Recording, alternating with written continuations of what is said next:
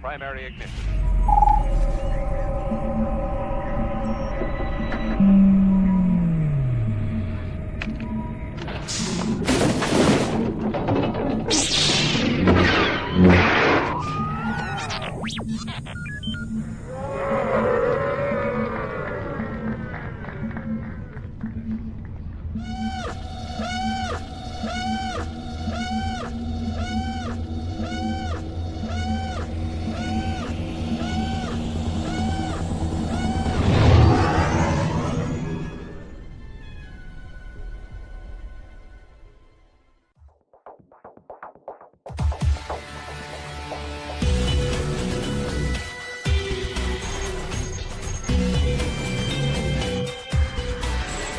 Find the more wretched hive of scum and villainy.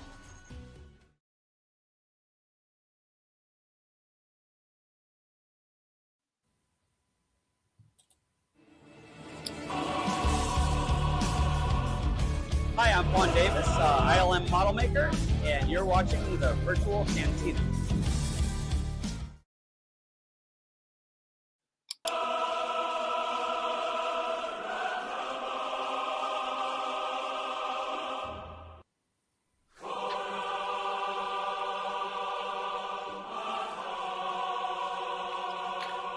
Oh my gosh. Whoa, the feels. Absolutely. Duel of Fates, baby. Yeah. I gotta do my my best yeah, baby. From Do you have Dickie V right there on cue? there you go. He could go all the way. Oh, Welcome to March Maulness, peeps. We're getting ready for Maul Shadow Lords. Very, very excited about that. Got some really great news about that. Once again, I'm Spencer. I'm here with Dave. How you doing there, sir? Hello there. So let me tell you about one of my fun things for the week, right? Mm-hmm. So this like I teach school. So I came to the door to pick up the children to come to my class. And I, as I am prone to do, I open the door and I go, hello there. And the first kid in line comes back and he goes, well, hello there, Obi-Wan Kenobi. And I'm like, yes, you have been raised right. This is like a kindergarten. And I'm like, yes. Yeah, you should say, okay, you did better than I did when I got a hello there. Oh, you're not even giving me the 3. Okay, gotcha. Yeah. No sense. That was deserving of the full thing there, sir. So let's quickly talk about this. Is that Sam Witwer said that he did some live action composite shots, so they had reference for Maul Shadow Lord. That's interesting that we're going to get, like, you know, we've seen it before with others, but it hasn't been Sam. So we're going to get some of Sam's physicality, and I wonder how that's really going to make Maul different. And the other questions is, are they mocapping his entire body, or are they just doing like facial features or something? I'm not sure, but I'm stoked either way. Now, we just talked about this. We watched this movie a bunch of times, and obviously, let's talk about we'll talk a little more. Let's get through the Star Wars news, and then we'll go through a whole bunch of other stuff. But yeah, let's first and foremost, I want to give a shout out to our friends Lacey and John over at the Resistance broadcast last night, because they were on the Rebel Scum announcement of our good friend JJ Dashnaw and Dorian Kinji, Cad Bane I know I have to bring another helmet too. I'm up to 3. Are going to be a Rebel Scum Con. So you got Cad Bane, and so the guy who shot the sheriff and literally shot the deputy. Literally the deputy. will be there tomorrow. I mean, I'll be there this summer. And That's gonna here's be some a cool. dual photo op. Tell me they're gonna do a dual photo op of that. They should do a photo op with that. But I think it's really also cool because if you're a fan of Stranger Things, Dorian was the Demogorgon in the Russian cell. Wow. And also if you watch Peacemaker season 2, if you're watching the opening credits, you see an alien doing the Running Man. That's Dorian. That is a vast and wide ranging list of credits right there. But yeah, I mean, I'm stoked. Obviously, everybody knows if you're a follower of the Virtual Cantina Network, you know that we're very good friends with JJ, and he was supposed to be at Bunta last year and was filming, unfortunately. But glad he's going to be back at a show. Very, very excited to see them. And we dropped some really interesting news. The date is April the 15th. 2026. Tax day. Besides tax day, we are releasing everything about Bunta Eve Texas 2, the Electric Boogaloo. We're talking talent. We're talking ticket prices and ticket sales starting. We're talking about location. We're talking about the brand new merch that we have in store. And we got some in today, and I sent Dave and the guys a picture of one of our merch, and it's nice. It's very nice. It's very nice. I like it a lot. And I can tell you, everybody, right now is that the prices for our talent is comparable. It's comparable to what you'll see on the circuit. It's going to range from everywhere from $40 to about $80, which is average. $1 million. No. But we're very, very stoked to drop all the news, everything. We're basically going to give you everything and the kitchen sink on April the 15th. But in true VCN fashion, we never give you everything, but we'll give you a lot. You realize that Spencer adds guests to the last, day, right? People. Oh yeah, but I actually know the space, so I am not adding any more space unless they give us. I have heard that before. If they give us that whole goddamn porch, like all of it, yes, then I might consider bigger porch. Yes, need a bigger porch. I think we need a bigger porch. Yes. So we're very, very excited about everything from there.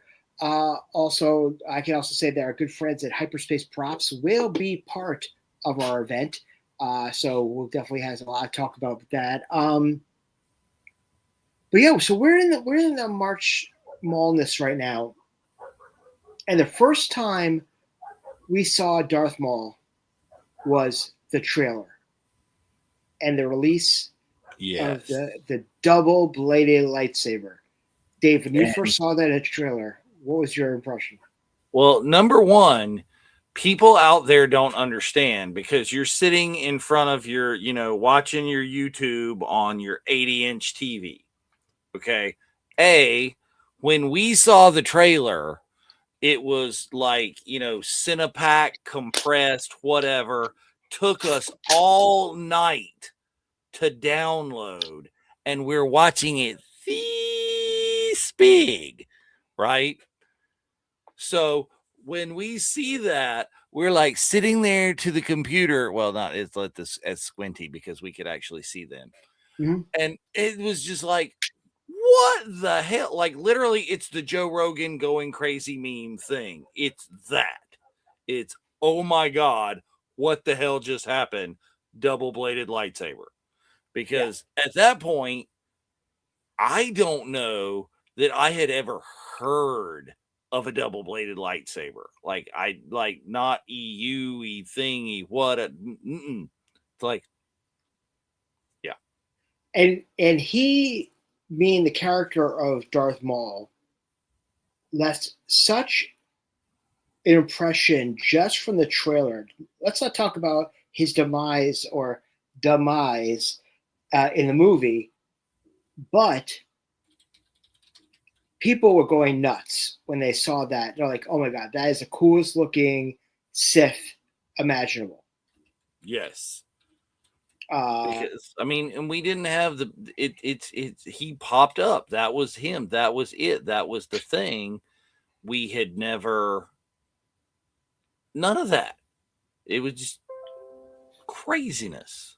right. But between that and then, at that time it was voiced by Peter Savinowitz and had Sarah Ray, Finowitz. Sarah Finowitz, and Ray Park was the bodying of Maul. And then eventually Sam Witwer took over in animation. And also, obviously, in Solo, which that was a great reveal. As soon as we saw the robot legs, I'm like, oh my god, it's Maul. It's a nice thing to know that this character was so beloved, just like, say, for example, like Boba Fett had almost no lines and became a pop culture icon. Well, yeah, that's what brought him back repeatedly, because we needed him. He was just it was the thing. So it's very exciting to see that, and plus also this is a great time period that we don't know very much about Maul. Obviously, we know his future demise, and we know his half demise.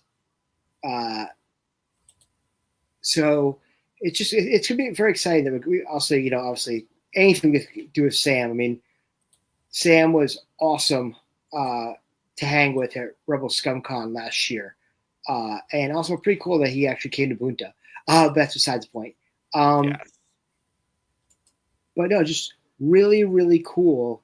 I was watching an interview that Bobby from Rebel Scum did with a influencer today, and he was dressed as Balin at Rebel Scum. Yes, half demise. Half demise. Not a full demise, half demise. Anyway, he was cosplaying as Balin Skoll last year at Rebel ScumCon, and he passed Sam in the hallway.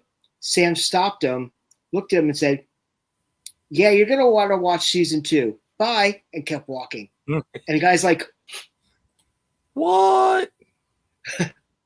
So, are we going to say that maybe Maul or Starkiller's the son? Like MVO's been saying? There you go.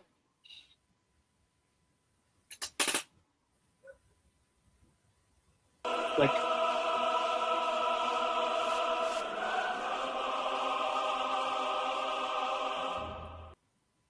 okay. Yeah, like that.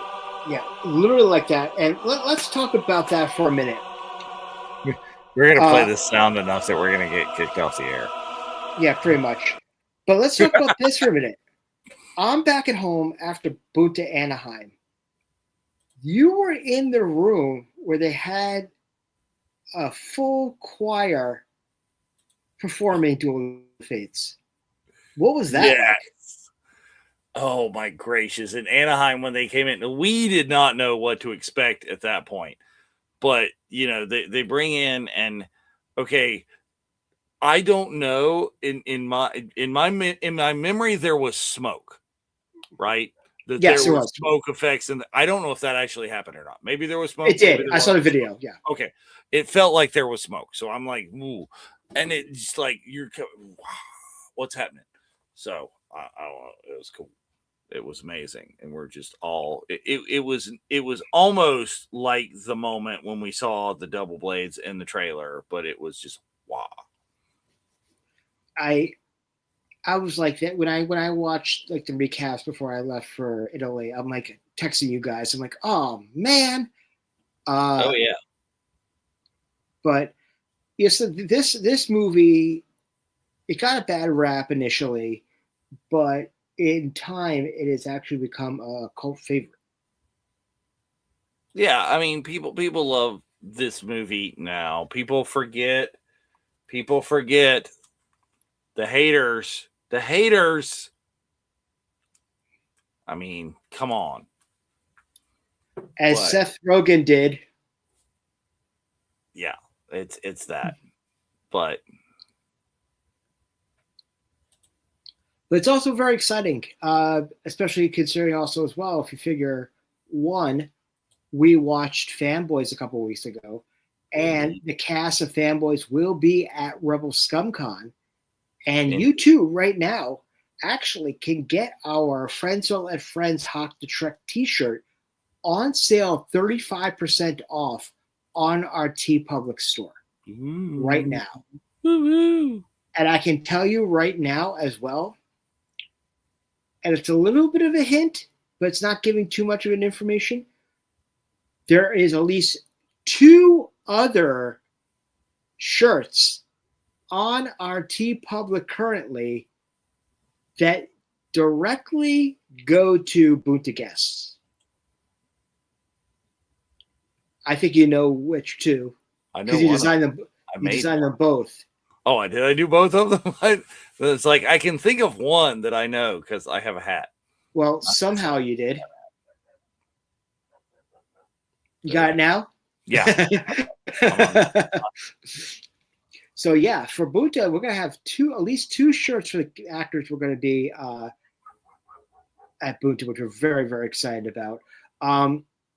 And one thing we are doing right now is we're gonna do something different as one of our merchandise pieces. And I'm not gonna talk about the who, the what, and the why, but we're going to have a limited number image that's going to be available. That's going to be available if I ever finish it, of a certain character. So it's going to be a limited edition, 1 out of 50 of an 11x14 on good stock, and then a 1 out of 10 in a metal print. Hey, Bruce, the king of swag. How are you, sir? And let me just tell you that the king of swag is going to have some damn good swag coming because I know a guy. For Texas or for LA? Yes. I'm not telling. The answer is yes. Bruce always has damn good swag for everything. Absolutely. He's the notorious SWAG. But we're very excited about that. Obviously, also we're building towards Star Wars Celebration 2027, and that on November 26th, we're making a massive announcement about the location and tickets for Bunta Eve 5, the VCN Strikes Back. So be there or be square. It's going to be good. Be a circle. Yes. Be an octagon, if you will. But also, another thing we could talk about, which maybe you should talk about a little bit more, is we have an event like 3 weeks after Rebel ScumCon. We're going somewhere. Places. We're going places. That's where the VCN is going. We're going places. But yeah, we are going to be having so much fun. We've got another family vacation. We talk about like all the time on here that like first like place that I met people and stuff was like family vacation, right? I just decided for the moment to kind of like roll in and show up on that one. But this one you can plan ahead. Like, let's get there September 16th through 19th, 2026, Orlando family vacation 2026. And when I tell you that it's going to be epic, because we're going to Epic, but we are working on some. I do not necessarily condone that other place. Then it is the Mouse. Orlando is the home of the Mouse. Okay. So you're trying to say that you're not going to come to Epic? you might go do it under park again. Never know. Look at there, Right. right there. Black and white. Prototype swag. Prototypes. Ooh, very cool. And I can say right now, we're already forward thinking already to Family Vacation 4. Yes. So Yes. we got some interesting ideas. Yeah, and unusual ideas for what we do. But we're very, very excited about that. Well, it's an idea that's been floated for a while. See what I did there? See what I did there? I absolutely saw what you did. Yes, it's been floated for a while. Good night, everybody. I don't think we're coming back from that one. Sorry, I'm eating dinner, but yes, that's fine. It happens. Maybe that's on the table. Don't put the comment up. Nope, I'm not. Thank you. But we're very excited about all the plans we got here for the Virtual Cantina Network, and we do appreciate, because we do this for you guys. We're fans just as much as you. We want you guys to have the best experience anywhere you go and where we go. We want to make sure that everybody has fun and keep track of VCN, because we have family everywhere. Yes, we do. And I can honestly tell you is that once information starts coming out for LA, we are your base to come get your information. Make sure that you're tuned in. Your notifications are on all of our channels, and you'll make sure that you have first dibs. I can let you know that we are very in depth in our plannings for Celebration, and it's going to be a fun and busy week. I can tell you that. It's going to be busier than we've ever been. But it's going to be great. Yeah, it's going to be amazing. All the things are going to be amazing. We're going to be here, there, everywhere, all the time, all the places. Be at as many of them as you possibly can. Absolutely. But starting it off this summer, if you plan to go to San Diego Comic-Con, Dave and I will be out there with Kathy. There. So, and then Rebel Scum Con. I can't implore people enough that this lineup already is probably the best pure Star Wars show outside Celebration out there today. And we need more people with more buckets, because we need to piss Dave off more. Christ. If I have to figure out how to get another helmet to Rebel Scum Con, I don't know what I'm going to do. Because I've already got, to get multiple helmets, I've got to figure out how to get like a phaser gun display case. I got to get like a number of toys already that I don't actually have handy here, I don't think, but it's like, oh yeah. I mean, I was already looking. I had to bring my Fett. I have to bring my Mando, yes. And I have to buy a Carson Diva. I see. That's the one that you have to bring that I don't have to bring, because I've already got a Pauly on my Tiva. Right, but luckily, a lot of the merch and stuff comes from my house, so I can actually throw that into. Oh, you're gonna cheat and just throw it in with a. Hey, if you had all those boxes leaving from your house, you would do the same damn thing. But yeah, so we're all starting to put our list together, and we will do a celebrating autographs for Bunta and for Rebel Scum Con when we get closer to the con. Dave and MVO will be on, and also talk about everything you might need to prep for Rebel Scum Con. And things that we might be able to help you out with now.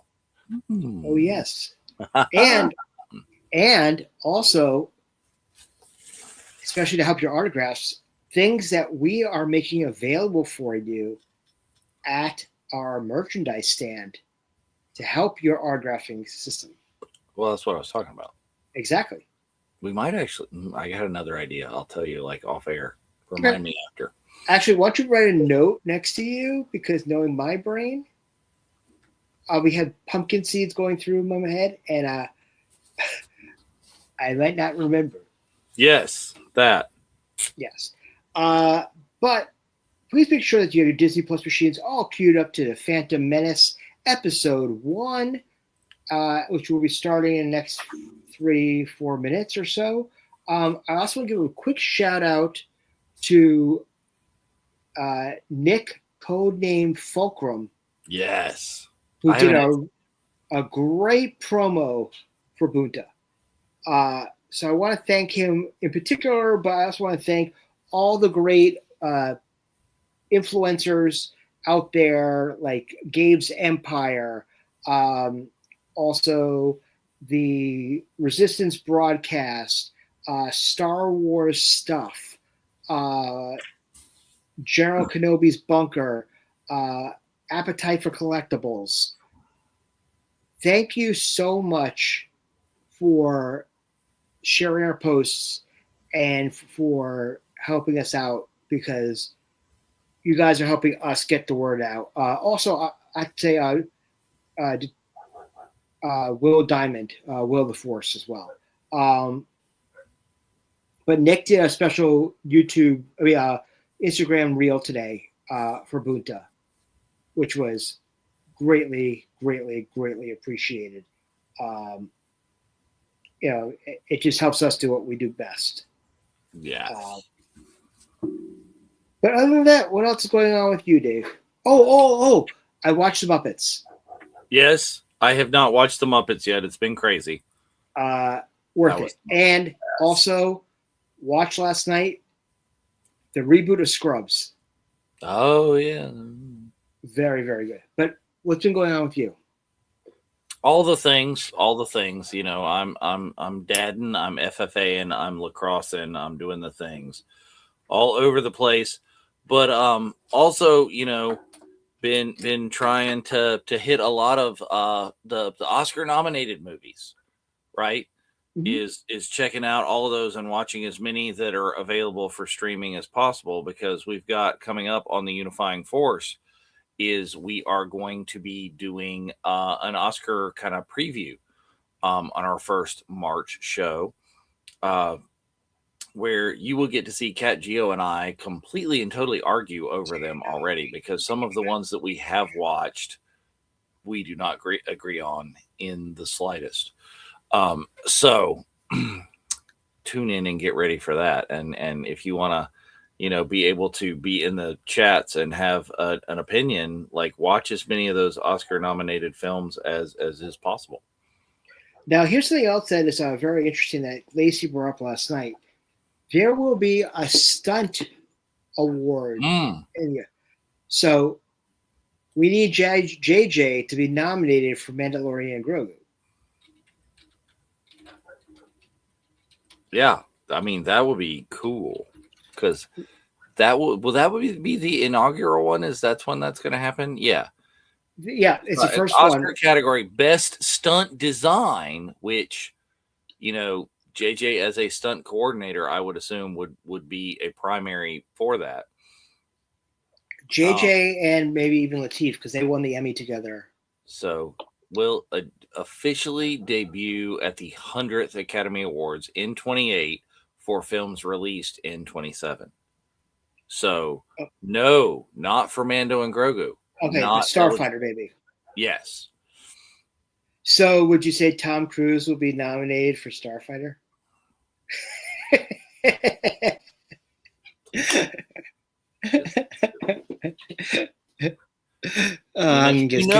He's gonna have to like find some excuse in 27 to hurl himself off a building or something. Oh, I'm sure, for the final movie. Yes. Well, just to be nominated for said category. Yes. It's like anyway, he's probably going to run down, like it's going to be Maverick 2 Electric Boogaloo, and he's going to like have to hop from, you know, F-14 to F-14 or something. I don't know. So he's gonna basically do like the Ahsoka. Yes, exactly that. That's what I was thinking of. Yes. Okay, good. We're there. All right. So yes, get the D Plus machines queued up. It's that time. There's so many buttons on D Plus at this point because it's like the Hulu or the ESPN and the thing and the stuff and the junk. But go ahead and navigate to your D Plus, navigate to your Star Wars, go down to navigate to your movies, and click on the Phantom Menace. And there's probably an ad.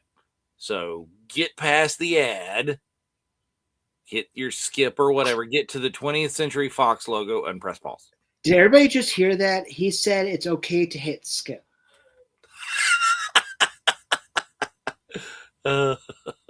Only Bridget.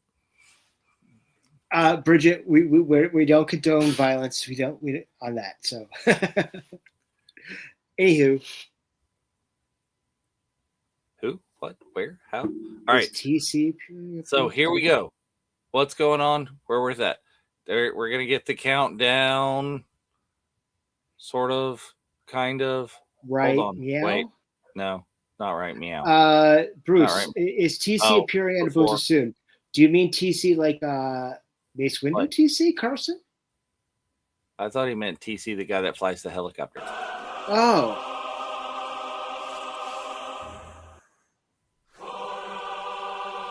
Oh, I had to get one more of those in.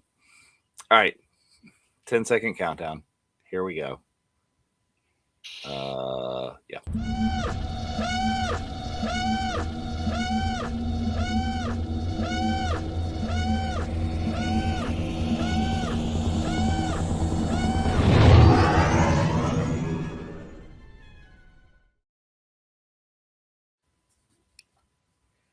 So, were you one of the poor, unfortunate souls that went to go see Phantom Menace in 3D? I never saw this in 3D now. Oh.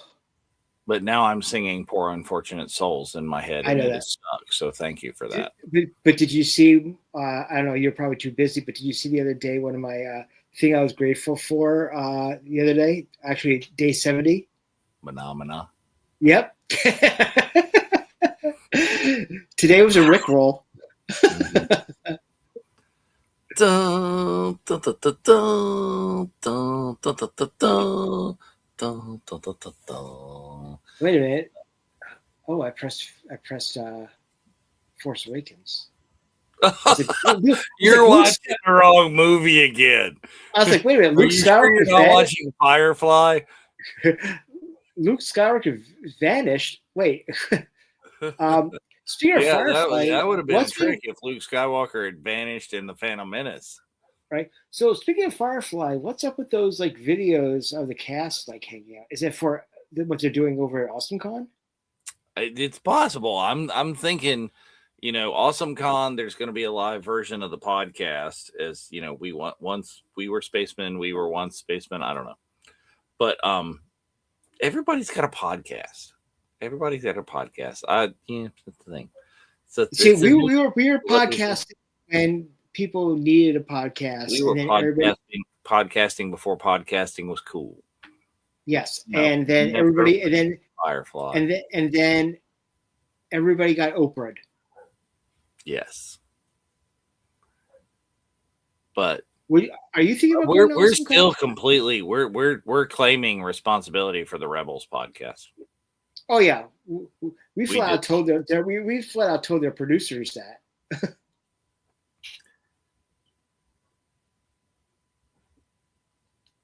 See, that's the whole thing. You forget that this doesn't actually begin like on the planet. Like I always forget. It's like, oh, where does episode 1 start on Naboo? No, it does not. What's it called? Sith, same thing. Space battle. Yeah, it's the big whole giant. You got to have some awesome set pieces and stuff to begin with, and then there's fake 3PO.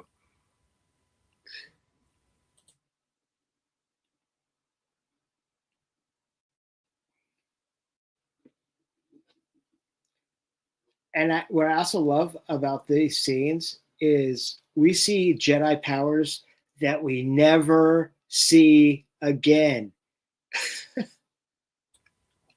Do we know who's in that droid? I thought it was Chris Parsons, but I'm not quite sure.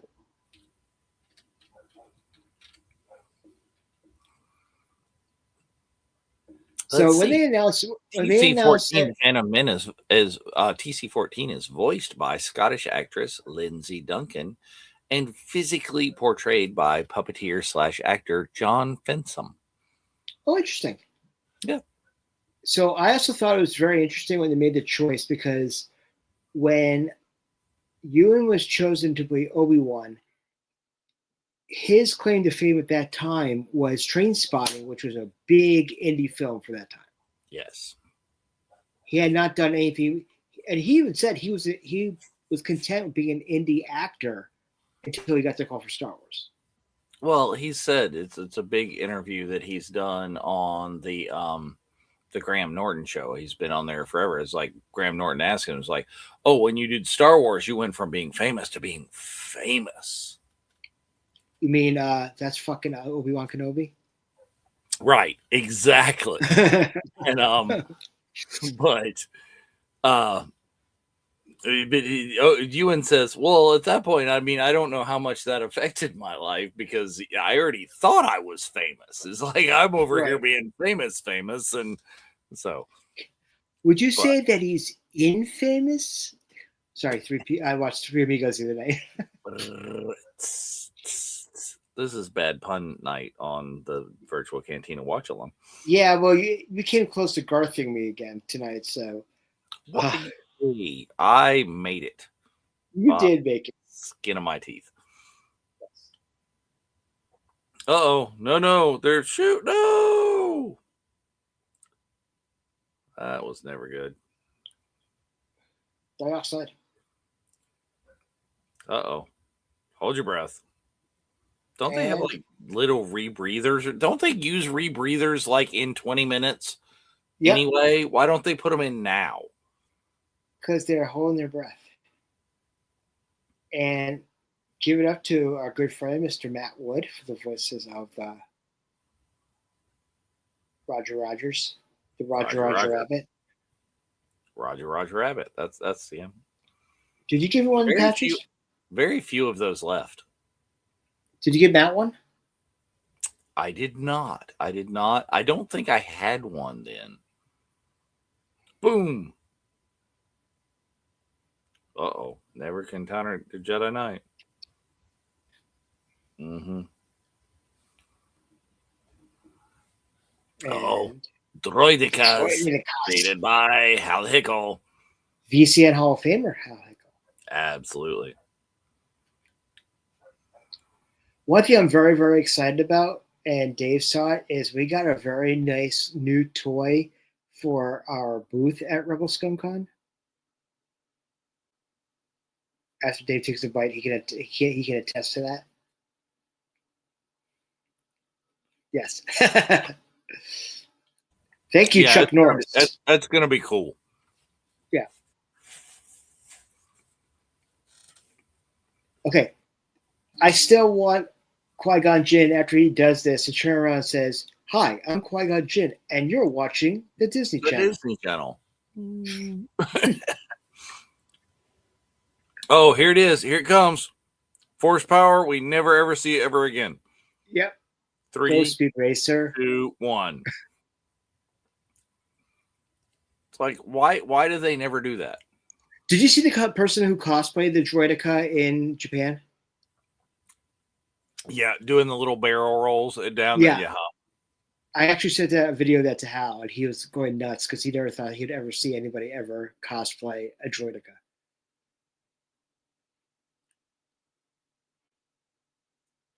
So here's the question for you. Will we see an appearance of the FCCO of Lucasfilm, either in Texas or in LA? I need a new hat. is I have come to the realization that I am no longer capable, really, of playing young Dave Filoni. I need to match the hat of older, grayer Dave Filoni. Well, you can get just some And that's Just a for different Men. hat. Or, either that or some Grecian formula. Yeah. Just for Men. Yes.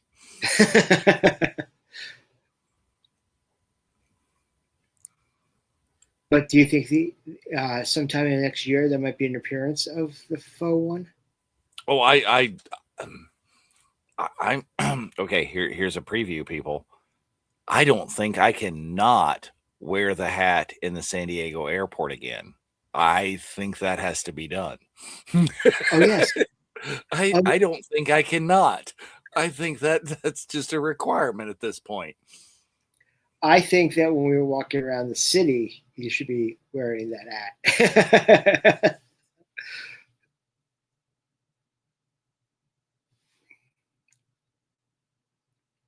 And who knows? There might be a new T-shirt in time for 27 of somehow the flat one returns. I will make that right now. I know you would. Why do you think I said that? I'm looking at him. So you forget how much talking there is and how much exposition of the Right. They start with there's a battle and there's blowing up, and now it's yap, yap, yap, politics, politics, politics, yap, yap, yap, yap, politics, politics, politics. So I'm going to hawk the truck a little bit right now. So our good friend Scotty White has been on the Star Trek cruise for the last week. And every night he's gone to karaoke, and sitting next to him, basically every night just watching, has been Pavla Chekhov. And I even said to him, I was like, oh, is he going to sing his opus about nuclear vessels? And he said no. But if check out his Instagram, because two ladies who cosplayed as the women warrior Klingons from Star Trek Search for Spock sang Klingon version of Aerosmith's Dream On. Wow. It is amazing. They translated it into Klingon. And it's awesome. Here's the debut of our best friend, Jar Jar. Let me tell you about our best friend. That is just cool. So, did you see? You said you saw this for the first time with your entire family, correct? Like you guys, you got like no. We didn't see this one. This one, okay. I was in. I saw Force Awakens, not Phantom Menace. This one. Oh, the other one I watched. Gotcha. Yeah. So this movie, I was in college and we camped out for. So I don't even remember at this point how long we had been waiting for this movie, because like I said, we had sat there and we were in a computer lab. Remember those kids when we had to go to a lab, a different room, we're full of computers. We were sophomores, right? To download the trailer. Sophomores? See, I had like 3 or 4 sophomore years, so I don't know. What year did you graduate? I graduated college in the year 2000. Oh, me too. So it was our sophomore year. Yeah, but that was late. Like, what year did you graduate high school? I did a PG year in prep school, so I graduated 96. See, that's why, because I graduated. See, you did this is a different path. I was in college for a lot longer. But anyway, so is definitely Troy is once you've seen one and what they were doing, camping out for the next two, just from downloading this trailer in the computer lab, like itty bitty teeny tiny, that literally, yeah. Okay, there you go. Waiting in line outside for hours. Absolutely. You used to have to do that, and then you just got in and you went to wherever is. And I recently went back to that theater. I hadn't been back there in forever, and I don't forget what movie we went to see there. But that was the only place it was playing. So we drove 2-3 cities away, and that theater was just a shithole. I remember my friends and I got tickets for the midnight show in downtown Boston. Now my school was not close to Boston, so we got a hotel room, and we made sure that we were there for the 12 o'clock, and then went back for the 4 o'clock, and then crashed out. Because back then, this ran 24 hours opening weekend.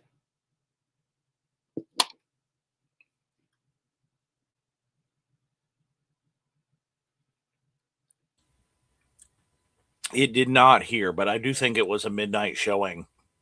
But we were just across town from where we lived. Misa back.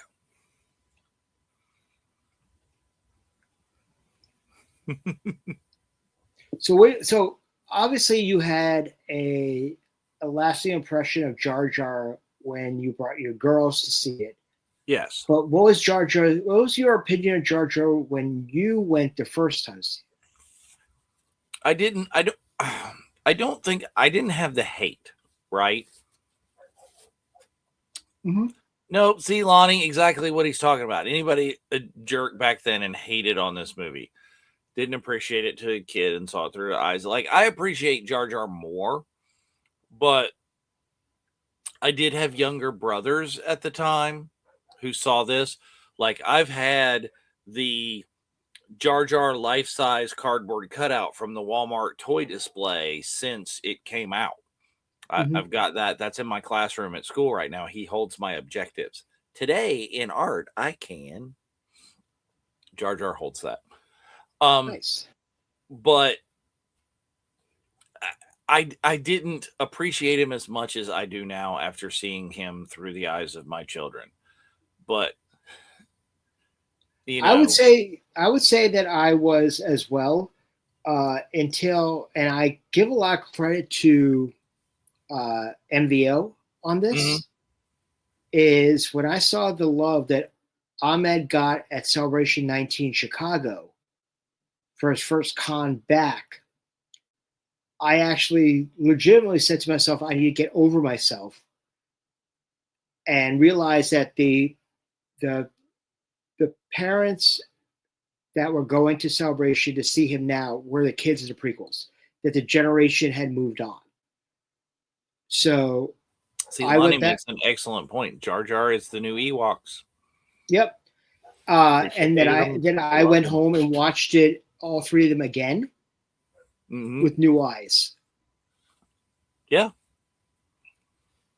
I mean, Jar Jar, he has his issues, right? It's a thing. They all the Star Wars have their issues.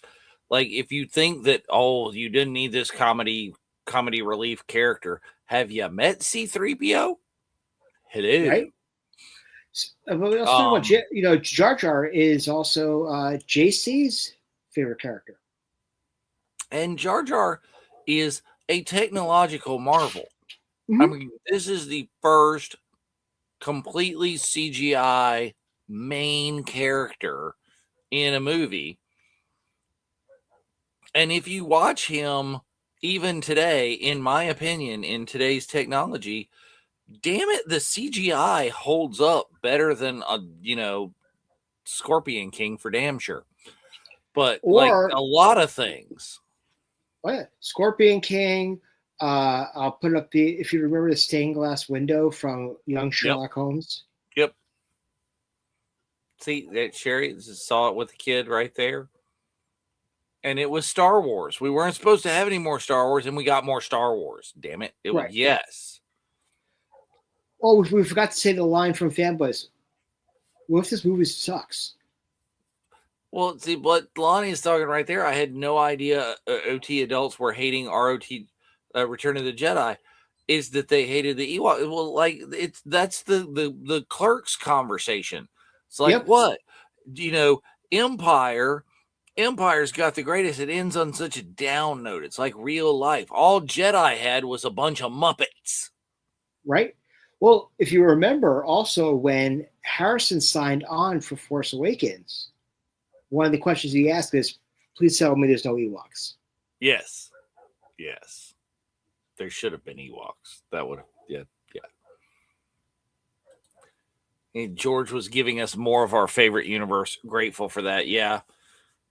Best friends that love the OT didn't feel the same way. I mean, this was not the OT, but it was very different, but it was still good. I don't think there was as much hate for this trilogy when it came out as there was for the sequel trilogy when it came out. That's not true. No, So- I don't think there was as much. Yes, there was hate. I just don't. But there's a think reason it was- behind it. There's a reason there was behind no it. internet.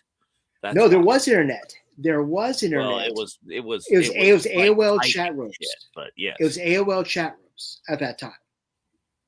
And if they had Twitter at that time, George would never have done clones.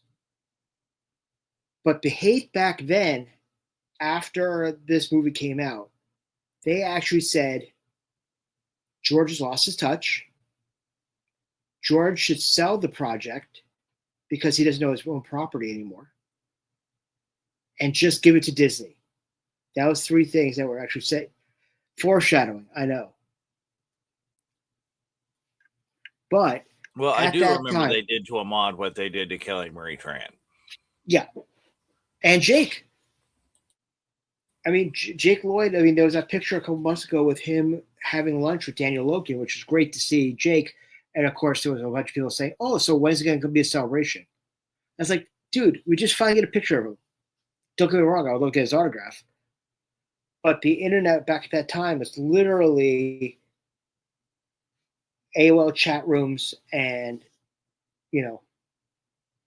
all that. Yeah, you had to be willing to, do a shit ton of typing for your hate at that point. You had to earn it. You had to wait for the dial-up. But You got anymore, mail. it's not like text to speech Right.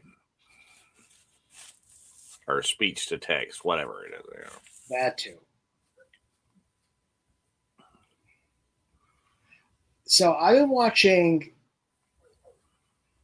a lot of the fan videos of what ifs on YouTube lately. I don't know if you surf YouTube for Star Wars stuff, but people have made. I hate to say AI movies, but I've watched them. Yeah. And there was a really good one of when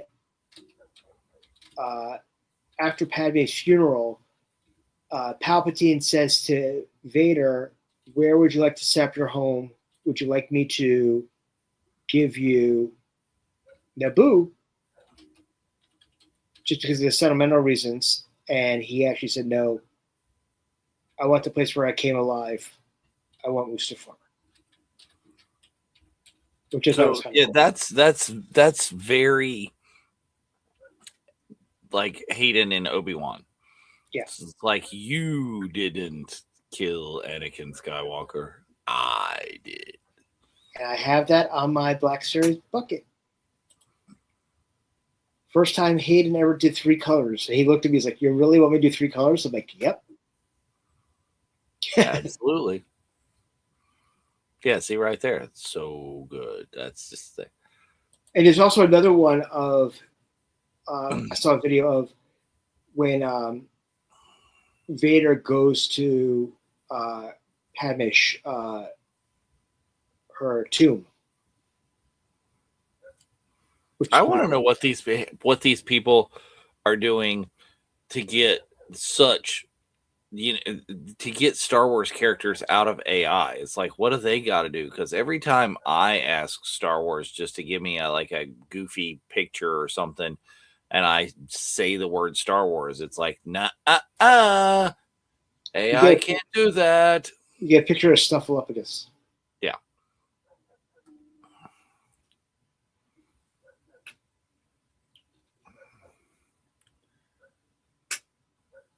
My places with my people.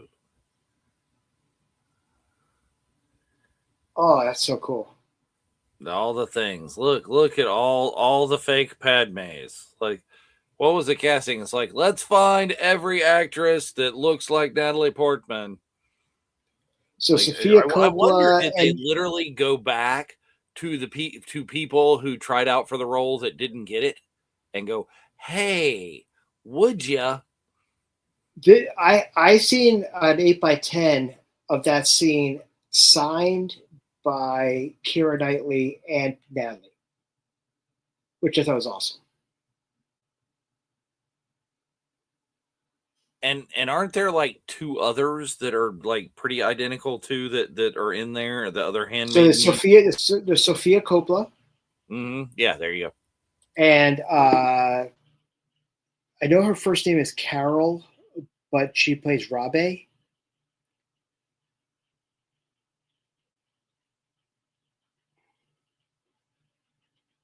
And Rose Byrne.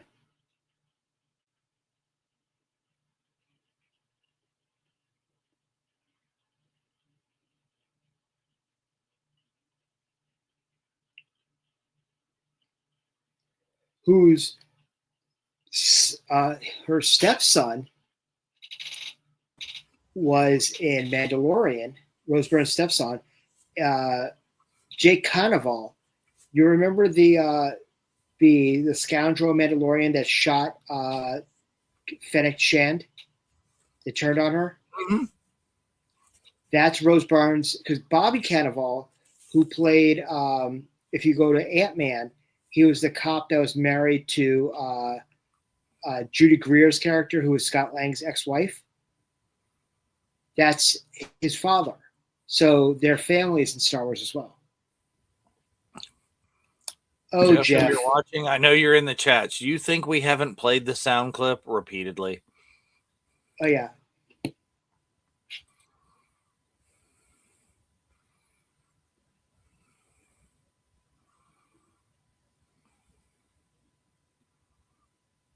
Oh, there you go. Oh, They get like fish in a barrel. All R2's buddies are just like getting smoked. They're getting picked off. It's fish in a barrel, man. Oh my! Oh my! Oh, the power's back. R2 fixed it.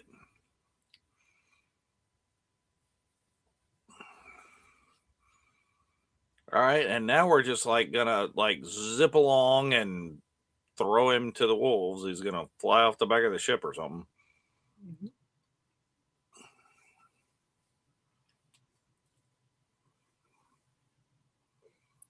Oh no, where are we ever going to land? Not that horrible desert planet. Why do we always have to go back to Jakku? Bye, Tom. Good night, Tom.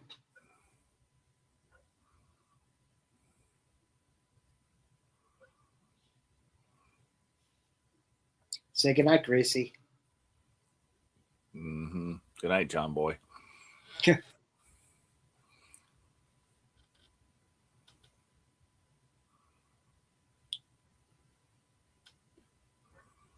Oh, heaven forbid, Naboo.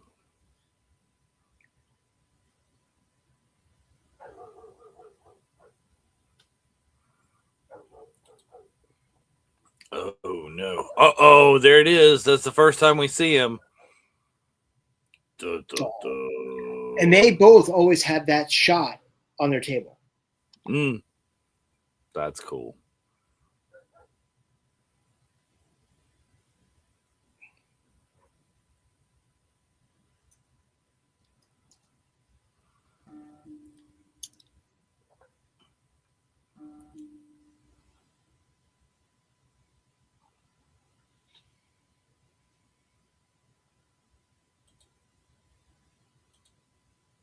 Oh, you got to read his number off. Mm-hmm.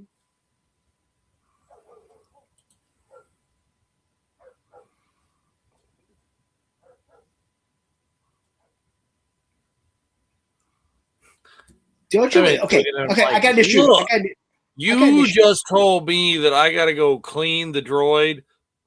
You're fired. But I have a bone to pick right now. Wouldn't everybody know that her name is Padme Amidala, the Queen? And she just said, "Hey, Padme, could you go clean this?" Like, unless her handmaid's name is Padme too. It's like, "Hi, my name is Larry. This is my brother Daryl. This is my other brother Daryl." Couldn't tell you.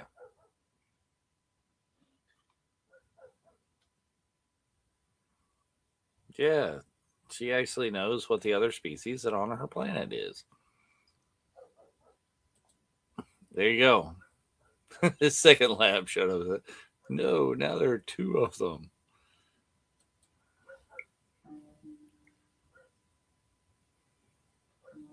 There's a great shot of her in between scenes reading her textbooks from Harvard.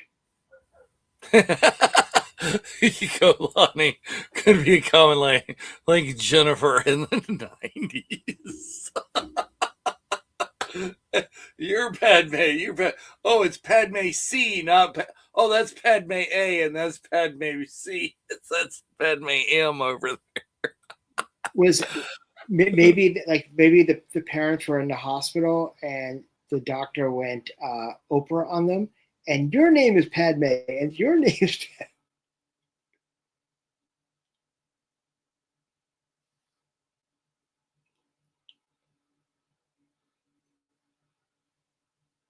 Have you ever noticed that R2 never gets sand in his gears?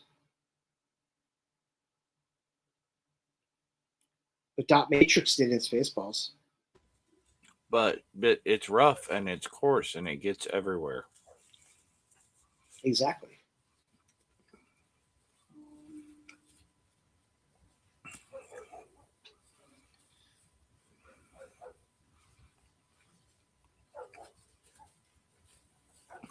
They are the worst Jedi ever. You can't sense that this is the Queen. And or are you all just playing along with the whole day? It's like, we know she's going to do the crazy mess. I mean, I'd have to say, honestly, I particularly think that Qui-Gon is the best Jedi. I think Qui-Gon's best performance as a Jedi was in the movie Rob Roy. If you haven't watched it, go watch it and then argue with me. But I think it was the best Jedi. No, I love Qui-Gon. But again, the whole level of the A, Sith, right under my nose. B, is this the Queen? Does he know it's the Queen? Why does he even bother with the charade if it's the Queen? It's just like, okay, Queenie, come on. So, would you say that the entire time Maul is like Reggie Jackson going around saying, "I must kill the Queen"? Well, I mean, I don't know that was his mission. It's just like, oh, look, a little boy in the desert. Let's run him down with our speeder bike. Oh, come on. Got Liam Neeson there, and I quote the original Naked Gun movie, and there's nothing. No. Hey, look, it's Enrico Palazzo. What am I going to do? Make a Pam Anderson joke at that point? I'm not sure. Thanks. I just had stuff the other day. Exactly. Here you go. And this is the George writing the dialogue that gets this movie the thing. Oh, you're an angel. I heard that they lives on the moons of the yada yada, blah, blah, blah. It's like, dude, you are 9 years old. You do not have game. No, he was saying, no, it was, are you an angel? No, you will be. Written and directed by George Lucas. Movie's over. Good night, kids.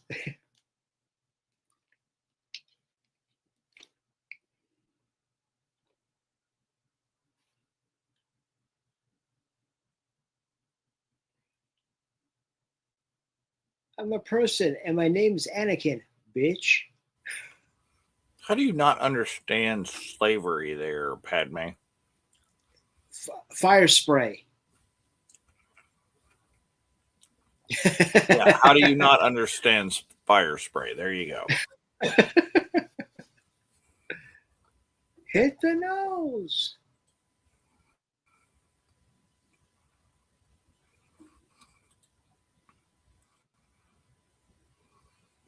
Let's see fun stuff that in Watto's junkyard. What can we identify?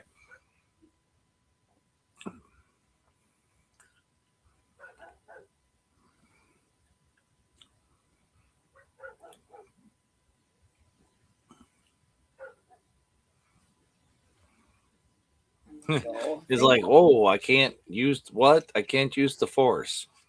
I want to give big ups to our marketing department today because the reel that we actually put up was the interview the MVO did with Andy Secombe to talk about doing the voice of Watto. Oh, very nice. Timing. It's Yes. like we planned stuff. Yeah. That's funny.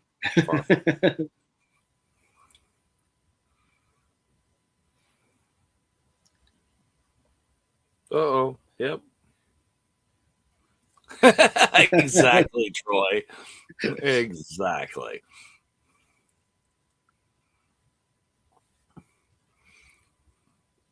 That's like what the whole thing too is. She's just like not even wearing a hood or anything anymore. And Has nobody ever someday- seen the Queen without the makeup? He's just 9 and she's 14. And someday he's gonna marry her someday. Yippee! Oh. Eh. It is a really cool ship, though. Oh, Doug yes. Chang. Points. When I have money, I need to buy Doug Chang's book. I still prefer I like the portfolio I got. The big shiny like this is I think I like that better than the book. I have to recommend to everybody again. It's under $60 on Amazon. The 50 years of light magic, and a lot of our friends are on it that are going to be either at Boonta Eve or at Rebel StoneCon. There you go. Woo! Oh, it's a Bulba. Bulba. Practicing for what?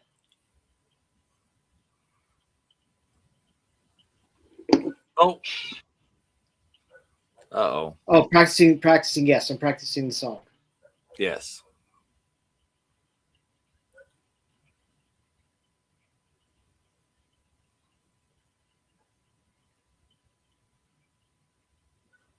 There you go. Yeah, that's kind of creepy. Hand, feet, hands. That's just. Okay, and but then you get the random aliens walking by in the background, which is just like a guy in a hood with a white stripe down the middle of his face. Well, if you want to talk we're about doing that, this, and then we're kind of phoning that in. Well, let's talk about Max Rebo then, because Max Rebo played with his feet. But does he? Are those his? That's feet? what. Those are his feet. That's what it was told. Stop! You're both right.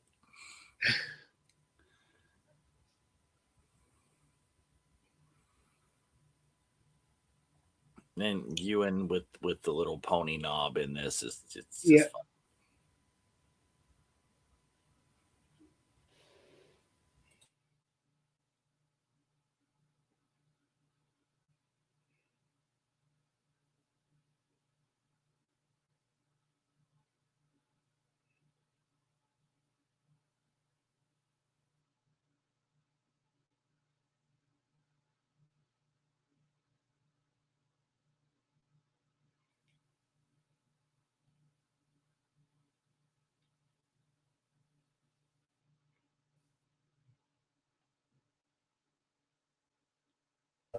My place. How big is this town? And these two slaves have a house that's big enough for all of these people. It's like the TARDIS. It really is.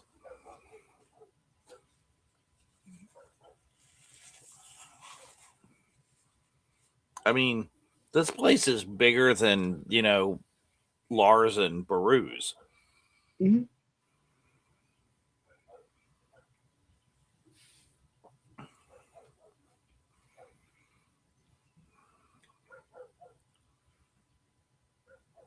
And I have it up in my storage right now, but I have the Galaxy's Edge 3PO head Mm.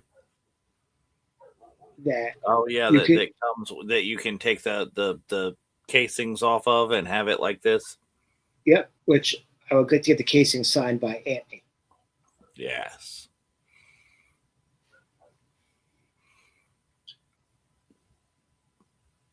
With that spinning thing in his The brain. spinning thing in his head, that's just wacky. Yes.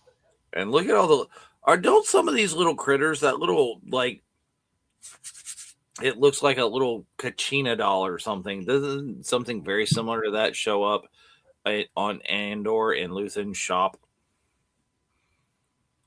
Some Maybe. of, like, Anakin's When he starts treasure. walking, when he's walking, I kind of want to hear dun dun dun dun dun dun dun dun dun. What? No Terminator? Yeah. Not enough of the crushing of the skulls with each foot. Yeah. You mean the Night of 1,000 Tears? Yes. Oh, look, it's time to shave the mustache. It's like I gotta get out the lady bick or whatever it is.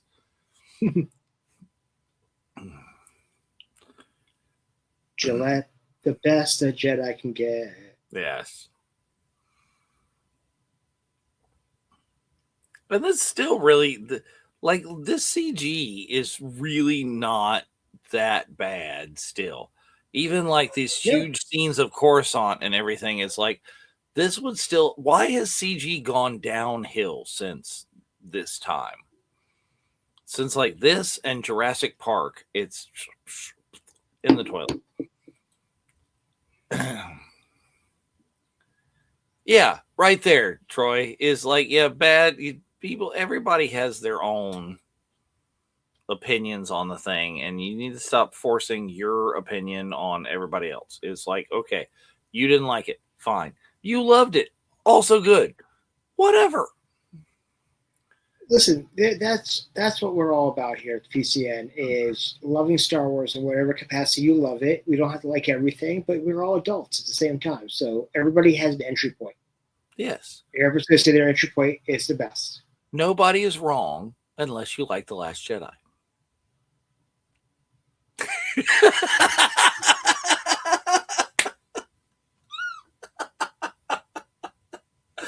Oh, I'm sorry. I had to. It's so easy.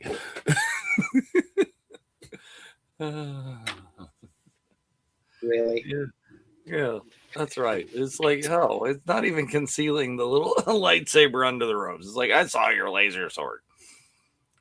Well, there you go, Troy. That kind of is. It's like, it just, I don't know. Well, if it got cheaper, they used it more, but you would think it would be better, but it doesn't get better. It's just kind of like, eh.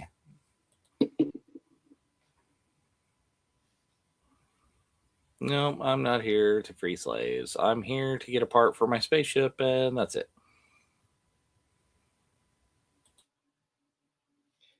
And maybe have one nighter with your mom.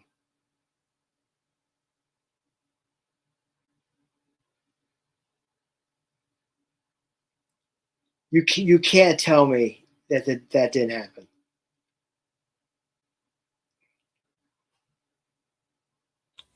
Corky gone gin?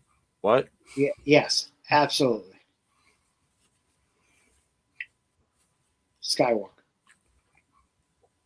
Well, everybody's like Skywalker. Exactly.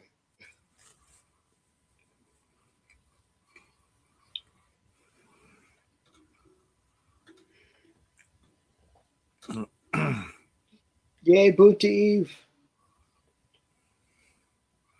See, I'd actually bought that story better. Rey Skywalker, gone Jinn. Oh, about the right age. Qui-Gon Jinn. Yep.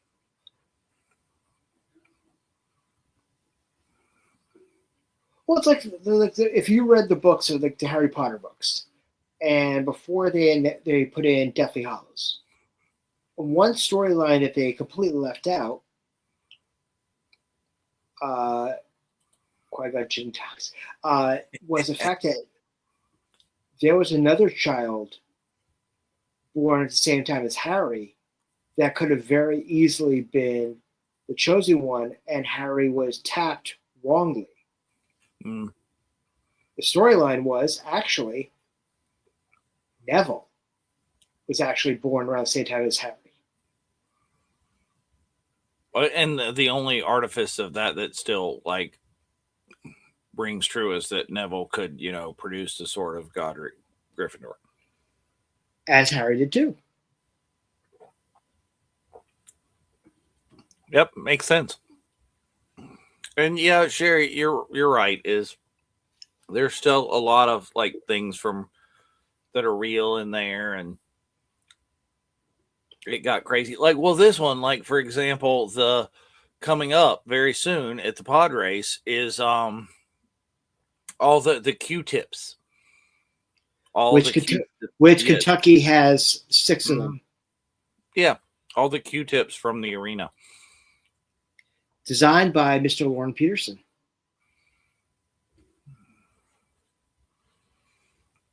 Yep. When he went to Lauren's house, Lauren gave him a whole handful of Q-tips. Yeah, see, exactly that. We were thinking the same thing. It's like this was where the practical effects were easier to do and not the CG, and still work and probably look better and not as fake as some of the CG would look. But I mean, I think the only thing here with the CG in this is Sepulba, depending on the screen you're watching it on and watching it on my phone here, he's too sharp. Is you get Qui-Gon lit over here in this like nice soft focus in his robes and stuff like that. And then you're back over here at Sepulba and it's like ultra sharp. It's like somebody put a Gaussian blur on that of like 1 pixel or something. And then fine.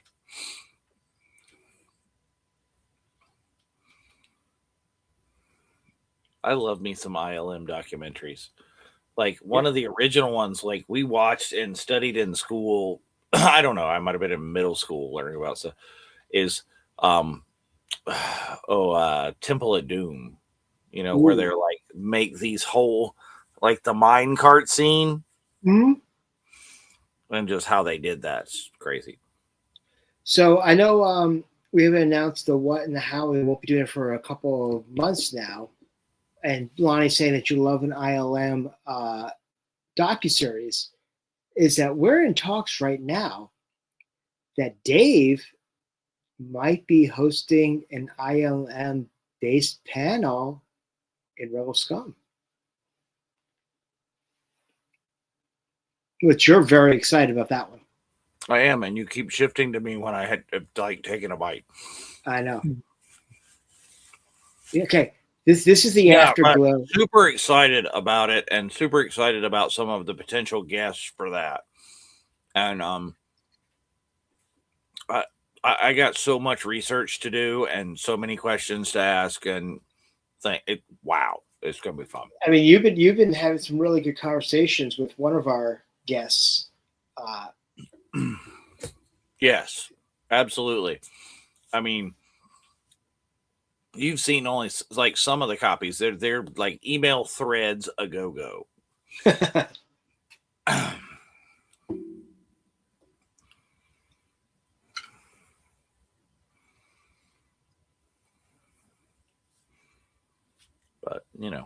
didn't come here to face life. So. Yes, absolutely. That's what I'm trying to come up with, Troy. Working on a panel.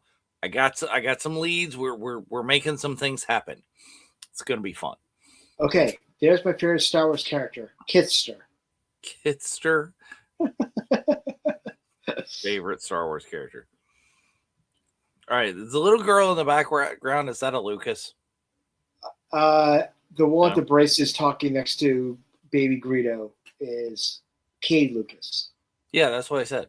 I thought you meant the one with the buns in the hair. The one with the braces is Katie. Oh, okay. Gotcha. So tell you this one.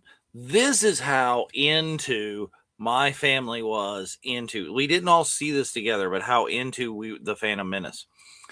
So you're vaguely familiar with, Cub Scouts, right? Mhm. What is the biggest event in a Cub Scout's life? The Pinewood Derby. Yes, the Pinewood Derby. My little brother's first Pinewood Derby car, Anakin's Pod. Ooh. Yes. And So I'm enough older than my brother that I am the adult that was supervising adult helping build said thing. yes. Well, I mean, I'm not letting the kid at 9 use power tools. So, but yeah. So just completely cut down a Pinewood Derby block to as skinny as you can and put little wheels on it.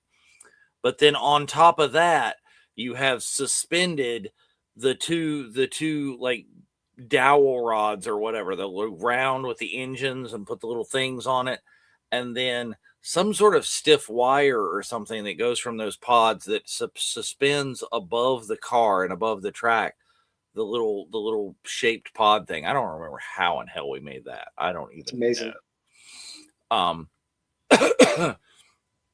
But I remember at the time it was hilarious. We used, and I don't know why people even made it. I think it was early cosplay for cowboy costumes. They made Mhm. little bitty wooden bullets, Right. like the same shape as actual metal, but wooden. And then you put that in there and painted yellow hair and stuff on it for Anakin. That's amazing. Yeah. It was So crazy. Lonnie, your dream would be a Lucas sound panel. Well, you should have been a Rebel Scum last year because there was Rebel Scum Sounds. That was a big deal. Matt Wood and David Collins Lucasfilm sound panel, and also there was the soundtrack show.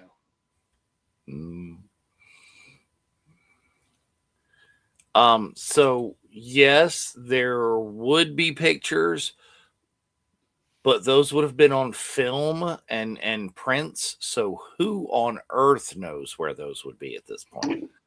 I'm betting I would find it. I have an easier time finding the car than I would finding the pictures. And Pinewood Derby completely suitable. I think some packs have found a good loophole on this. Because I teach elementary school, and some of my students just had their Pinewood Derby. So they have an adult division race at the same one. So your parents don't have to live vicariously through you. They can help you with your car, and it can be a block of wood with some stickers, but then they can build their own and trick it out and race it and the thing. So I think that is a healthy solution to that. Yeah, I'll have to go on a mission to my mom's house and see if I can find that car now.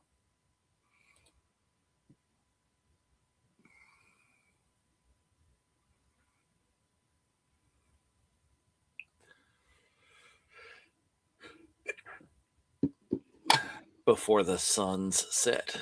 There you go. It's subtle. And look at all, I mean, they did some work on this. There are 1, 2, 3, 4, 5, 6. There's 8 to 10 aliens just randomly roaming around in the background of that scene. Yeah.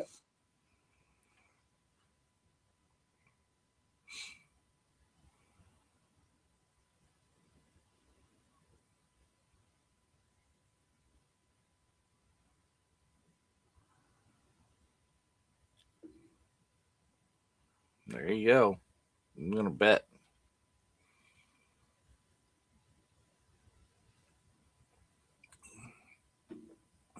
Yeah, see, add the dad's division.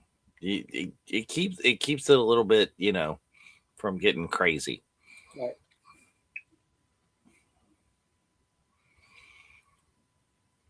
Uh-oh. See, they're your Jedi morals. We're not above cheating chance cubes.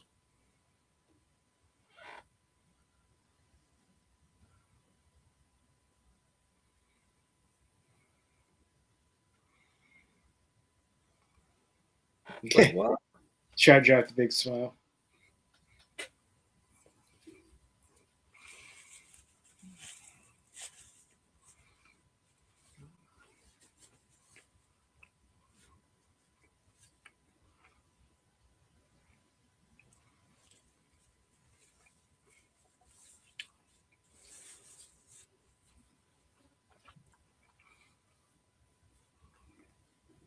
Oh, no.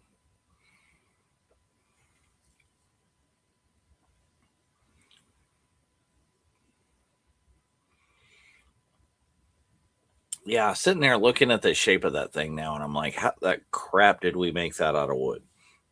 I don't even know. Did he say it? Did I miss that? What? Did I not know that before now, just now? That Annie said, that's so wizard? Yep. I had no idea. I didn't. I thought that was that was a Mandalorian thing. I did not know. Wow. Oh no, that was from here. That was the first time we heard the phrase wizard.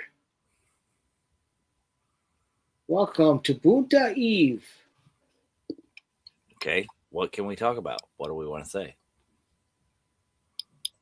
All about bringing people together, both At fans. Bunta Eve. Bunta Exactly. Eve. All There you go. It's Bunta Eve, people. This is the Bunta Eve race. Are people? Oh, there he is. Look at there. Are people excited about the new Star Wars pod racing video game? I know Chico is excited. Return of the King himself, Ben Quadraneros. Yeah, I mean, come on. I mean, it's gonna be super fun. Like this is gonna be one of those things where you spend like 45 minutes creating your own pod to race it for like a minute 30 or something. Right. There you go. The special editions.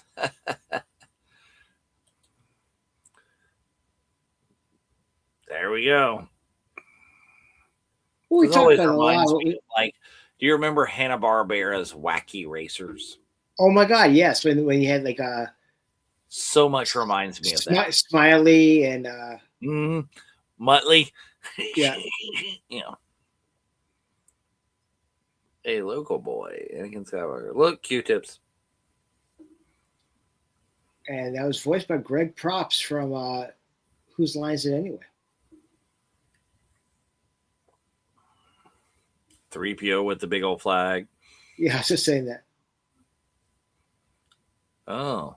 How rude. Piusa. Penelope Pit stop.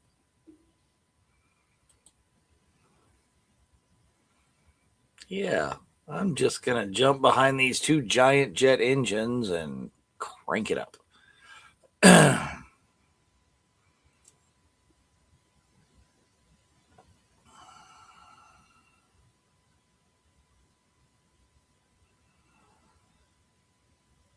Slamo. Yes, Nemo.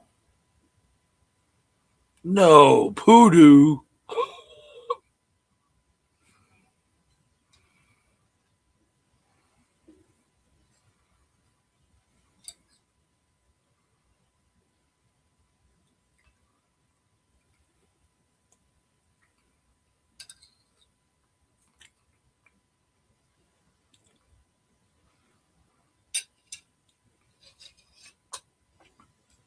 I would love Black Series to come out with a version of that helmet. There was an original version of that helmet at the time. Because I want to say my brother wore his to the Pinewood Derby. Interesting.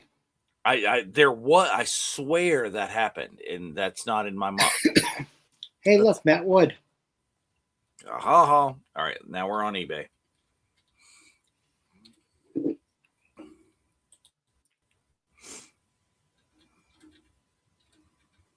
If anybody has a lead on a cheap Carson Teva helmet, let me know because I'm seeing it right now for $150. I got mine for cheaper than that.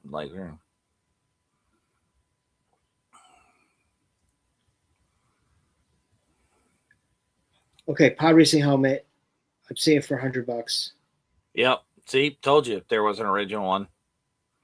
It's not a Because bad I price. can see it there. This is one like in the box, the helmet replica for like $290, but it's in Japan.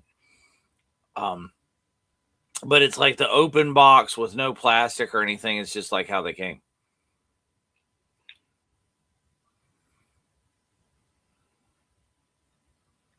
Okay, I'm seeing better prices. I'm actually seeing $80 with shipping for Carson Teva. Yeah. It's a beautiful helmet. And he's got a beautiful signature on it. It's like way over there, I would show you.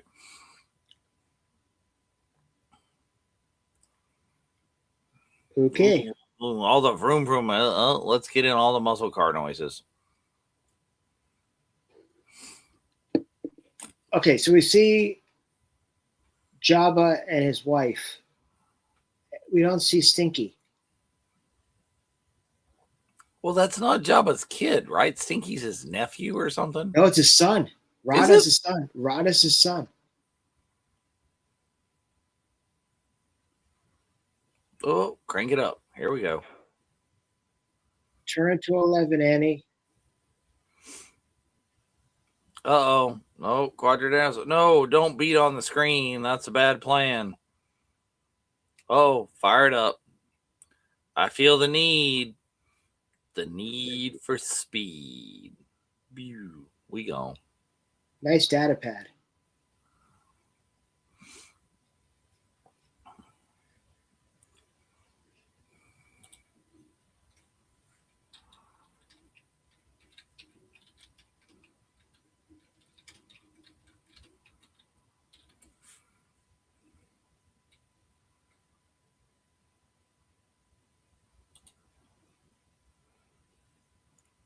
Yeah, this is a data pad. This is like, well, I mean, Star Trek has got to be one place, but do you think this is another place where that inspired the iPad? Oh, absolutely. But you also know that like the watch in Inspector Gadget inspired Apple Watch. the iPhone. Yeah. Completely. Oh, Troy says it's too soon for Rada. And see, yeah, Lonnie, I thought, like I said, I thought it was his nephew too. But yeah, you're right. It's too soon for Rada because Rada was a baby when Anakin was what? 20 something when he got Ahsoka as a Padawan? 18, maybe?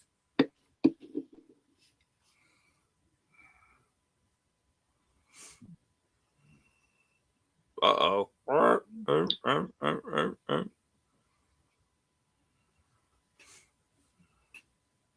Uh-oh. Nope. Nope.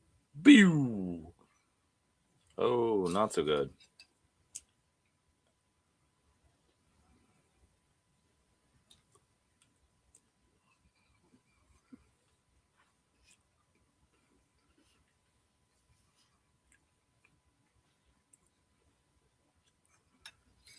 Annie, if you're not first, you're last.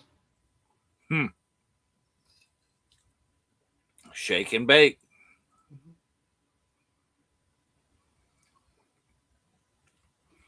Dude.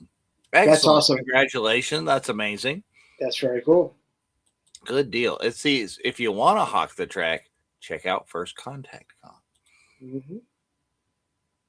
In the place of the original place of actual First Contact. There you go.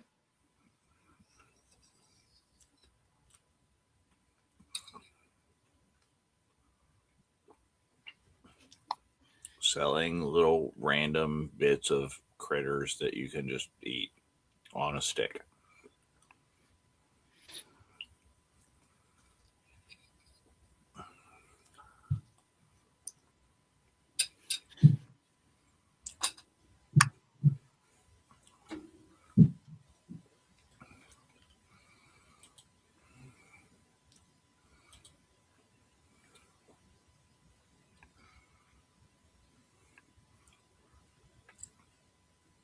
So is this Beggar's Canyon? This Yep. is. Yep.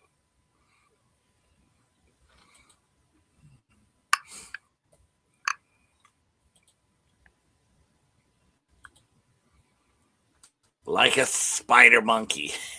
Yes. I'm so jacked up on Mountain Dew.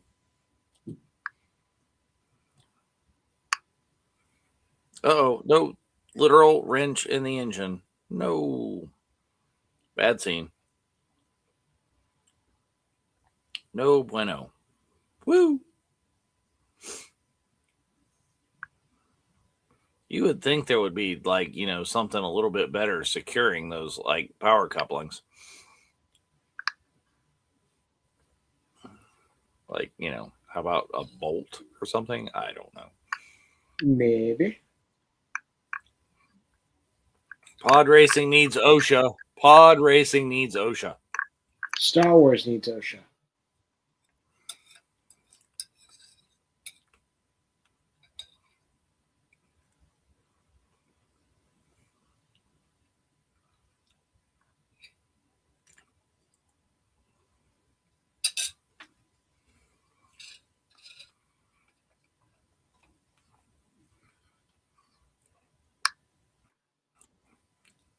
Feel no shame, Troy.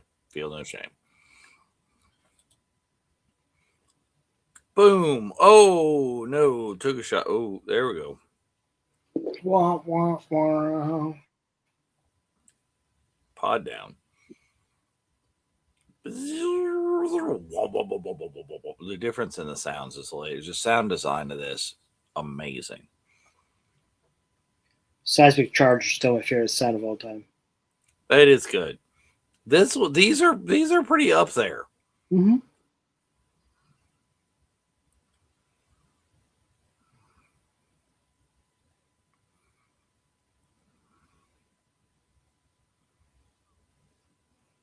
Uh-oh. Nope.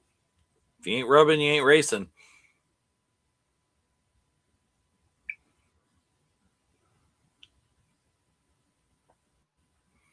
Uh-oh. Here we go. Oh, whew, runaway truck ramp. Uh-oh. Here we go.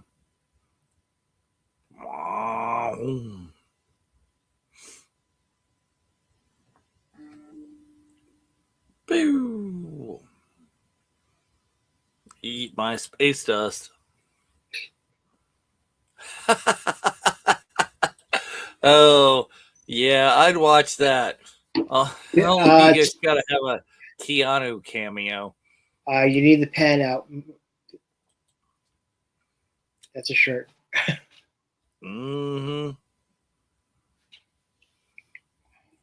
Keanu gets to play Darth Plagueis in that one. I still wouldn't see him. I always saw John Cena before I saw Plagueis. Oh, it's hilarious. The blind guy sees it before I do. Bam, bam, bam, bam, bam, bam. Wow. Uh-oh, he's going to run him down.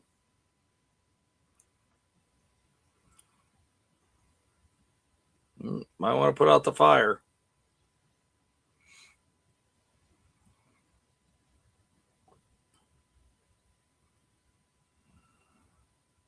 Oh, there it is. Flip, flip.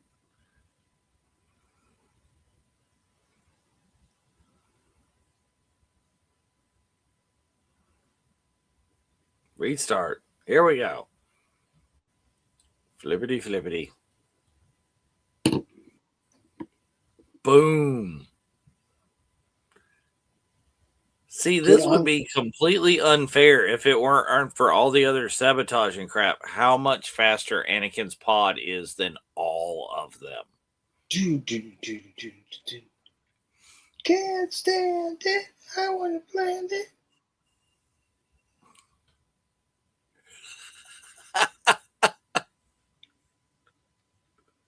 Did it. Oh. Here we go. He just like pass him like he's sitting still. I'm like, no, bye. Oh no, they're hooked together. Can't be. Oh, that's never good. Because I was inverted. Yeah, I got a great Polaroid right here. International relations. Give him the finger. Yes, communicating.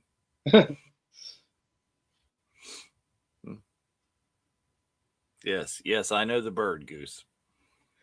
Oh, whoa, To quote memes, language.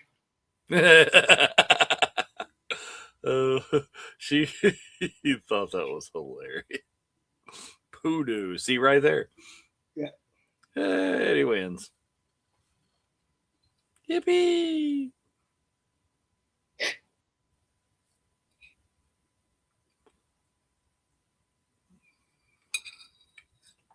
You see, they needed Bob Euchre to be sitting in the booth. Just a bit outside. Ball 8.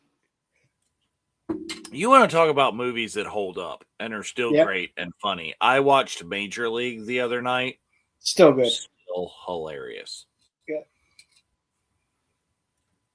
Anakin comes out to the Bunty pod race to Wild Thing. I'd pay to see Jake Lloyd with that haircut. Right?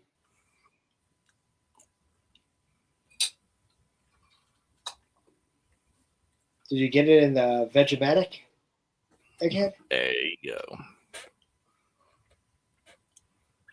What league you been racing in, kid? California Penal.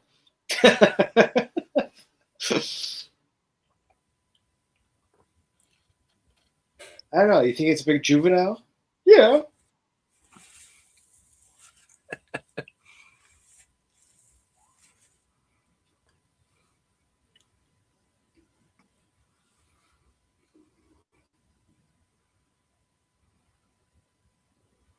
Oh.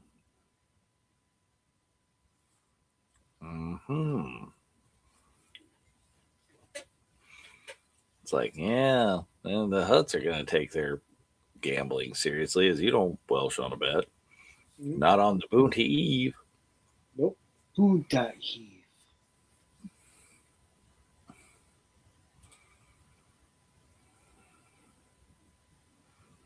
May the force be with you at Boonta Eve. May the force be with you at Boonta Eve. May the force be with you at Boonta. There you go. Yep, they got Qui-Gon riding the OPs, not Obi-Wan. Right.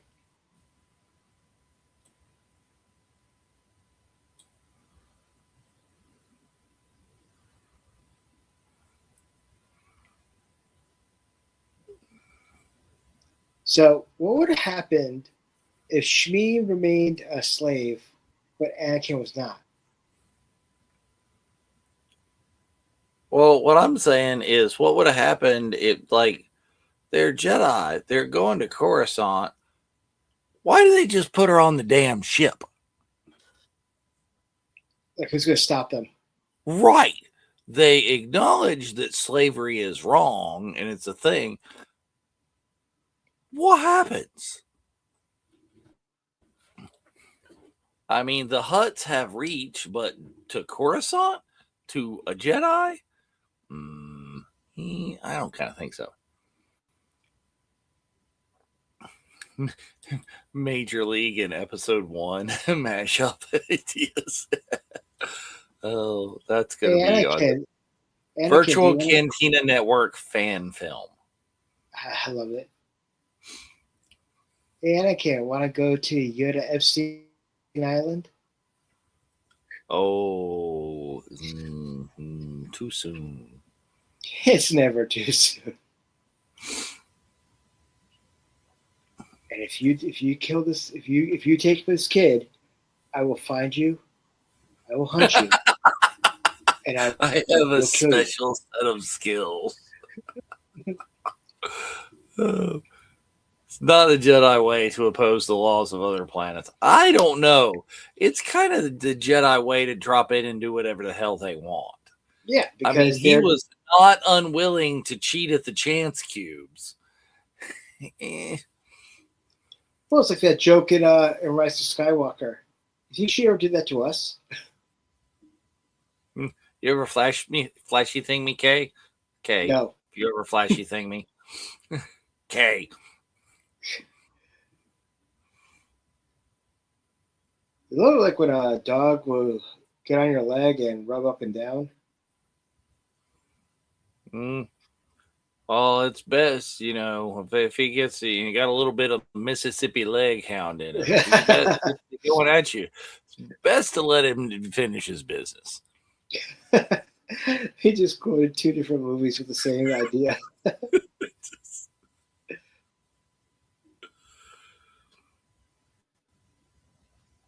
Yeah, I'm not going to give you great pal working on you. Didn't give you any coverings. I don't know. Somehow my mom, the slave, figures out how to give you, golden coverings. I don't know how that goes. Well, she could have sold him. Yeah, I'm going to go with Jedi respecting other cultures is like Picard respecting the Prime Directive.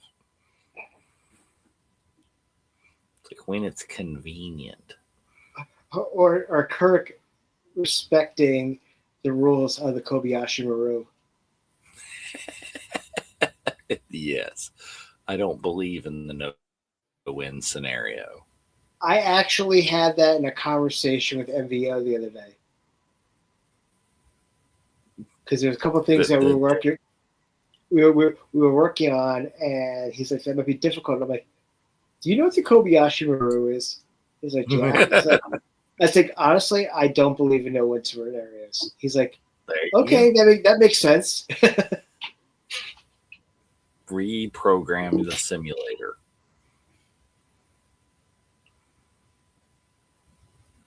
Oh.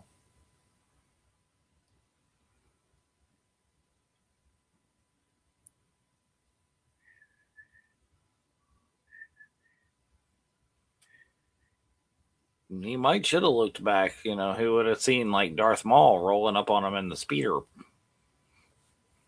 So we got to give it up as well, as I'm very, very sad that we've lost so many of our childhood like stars. But let's give it up to Robert Carradine, aka Louis Skolnick of Lambda.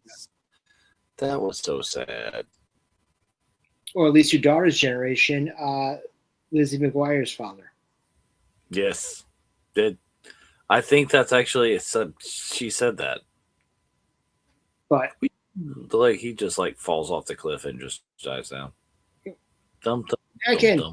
Drop. And drop. Woo. And he just goes. Get on the road. But yeah, I mean, I love the Nerds movies. Yes. That's a movie I'm thankful for.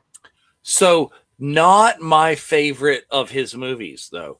The Nerds movies are amazing, but you want to see powerful acting. Him with John Wayne in The Cowboys. Okay. That. If you have never watched Robert Carradine and John Wayne in The Cowboys, do it. Do it now. But I'm watching this movie. You heard me. Do it now. Goodbye, everybody. Qui-Gon's like out of breath. It's like, what the hell was that thing? And it had like a lightsaber. I don't know what the deal was. We're going to do nothing. Run away. Run away. Run away. Hey, how's it going? This is your, like, sort of uncle now. So here's a little trivia for you. Besides the flashy thing that you were talking about, how is Men in Black canon to Star Wars? Oh. Are there Star Wars aliens in the big scene when they first go to headquarters? Nope.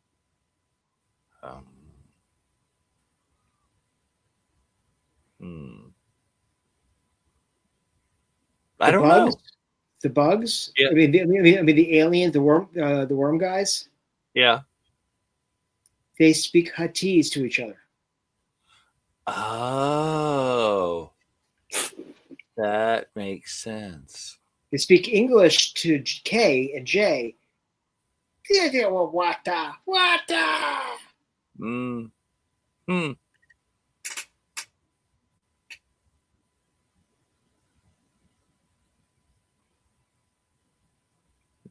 Cold. Well, it is a starship. You could probably turn up the heat. It is the baby that Will Smith helps deliver Kit Fisto. It's pretty damn close. You're right. That's a great meme. I love that meme. Oh, you think that the lightsaber and the fighting? Yeah, I don't know. Just talking about himself in the third person. I still love that scene that he basically turns Genki into Swiss cheese. Like, that was awesome.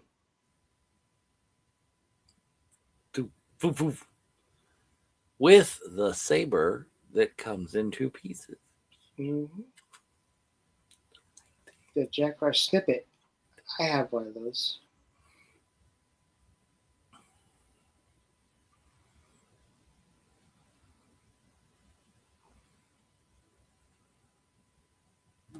I care for you, only I met you yesterday. Mm-hmm. Well, there's, precedent in Star Wars about that. I'm sad about my dead martial arts mentor that I just met. And the next day, I blew up the Death Star. Woo! Coruscant, my favorite planet. Hey, look. Like, why? See, I don't understand why there's just what is this landing platform connected to? Where do they go from here? They're just landing on. It's not attached to a building. It's floating in the middle of the. What's up with that? Okay, so if you got Gerald Zod walking there, it's the Phantom Zone. On the planet Houston. Planet Houston.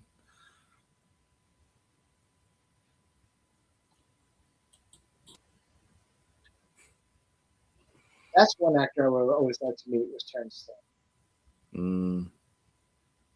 Because you bet your ass I would have done a photo op me kneeling before him. What is special? Blah blah blah blah blah blah. Politics. Yeah. Politics. There's no politics in Star Wars. Politics.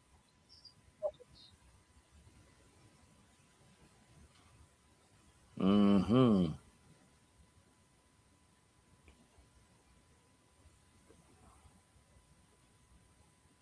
Yeah. Go with it. I had to walk the next nation. You learned this in Japan. Well said, Troy. There you go. That's how that works. Or you have to get 2 of you to fit in like the little tiny seats on a bus. Were you the only people on the bus? Or did other people? Or no, there were like the bus. It wasn't packed, but there were tons of other people. It's like, look, I don't know what's the Japanese word for gringo. It's like, look at the gringos. Is the dude Gaijin? Yes, there you go, Gaijin. Japanese gringos. How did you guys figure out how to do the buses? We didn't know what the hell we were doing. You didn't know where you were going? There was like an app or something, I think, and I looked. I don't know. And I'm like, look, this little set of squiggles over here matches those little set of squiggles on the side of that bus. Let's get on that. I love when George Lucas got in. Oh, sorry, you're saying? Yeah, no, keep going. Oh, and George Lucas got inducted into the AFI Hall of Fame, and Carrie was complaining about how her mother, Queen Armadillo, had a new costume for everything, and she only had to deal with one thing. I'm sure she was able to wear a bra as well. Yep. No, that didn't happen until Andor. Actually, that probably did. I don't know.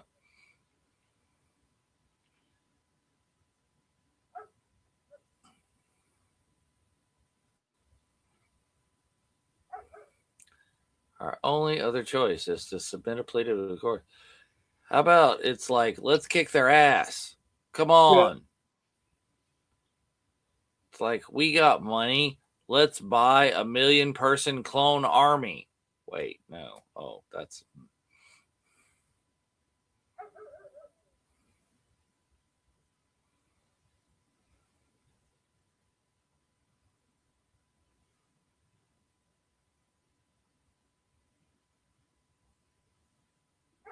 A Sith Lord? Mm-hmm. Wait, you were there like 100 years ago when the whoa, stop, do. Where's the cannon? Excuse me, it was never proven that Yoda was that green person at the end of the Acolyte. I was talking about Kiadi Mundi. Oh, him too. It's like, no, he was there. I thought he was from France. The rest of the Coneheads. Mm.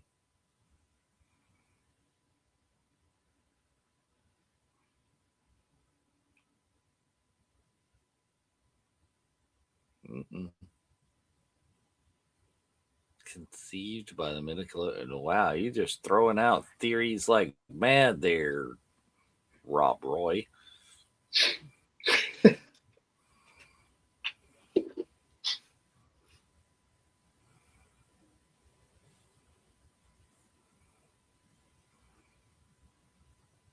Mm. Yeah, I was on a random planet doing random things, just minding my part. Yeah, good question. Is where is Master Sifo Dyas at this point? I mean, it had been years, and Obi-Wan's still around. I mean, was he already dead? He'd already allegedly asked for the clone army at this point. I would assume he was dead for 10 years prior to what's his face? Obi-Wan going to Camino. Yeah, and he's not 10 years older in the next movie.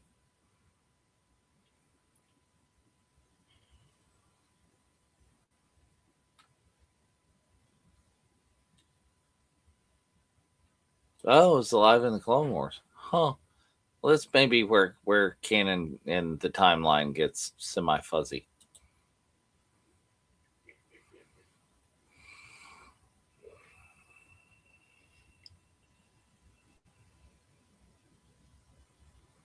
Yes. Let's take our little floaty thing out into the middle of the room.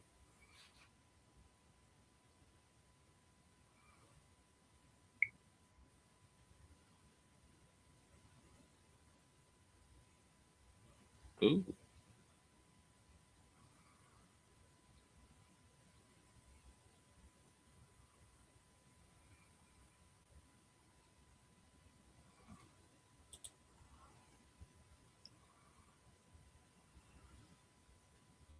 Like, get your little floaty thingy up out of here.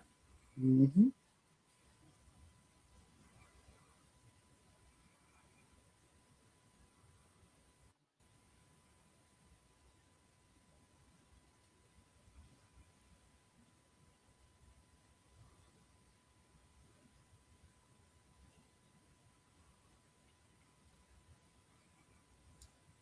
There's no proof that droids have invaded. Mm-hmm. It's like, where is videotape in the Star Wars universe? Right.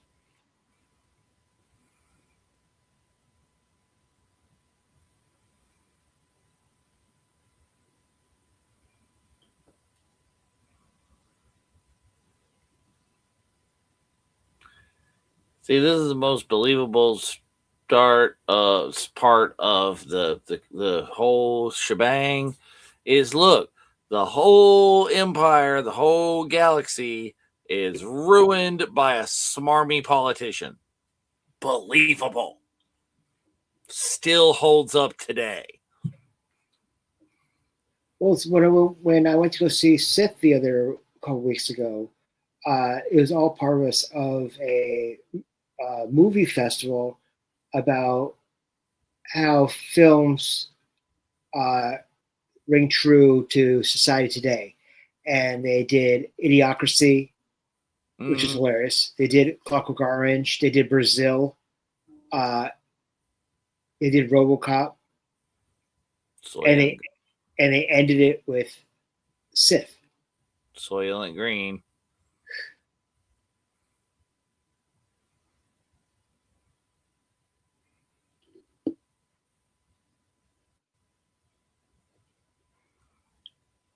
Really, how old do you have to be to become a Jedi? Like, when did it's supposed to start? The kid's like 8. It's like 9. It's like, wait. You can only start the Jedi training at 2?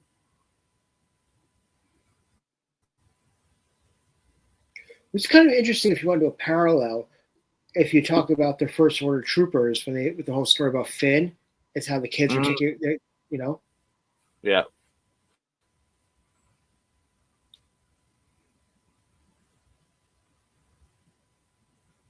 Yes.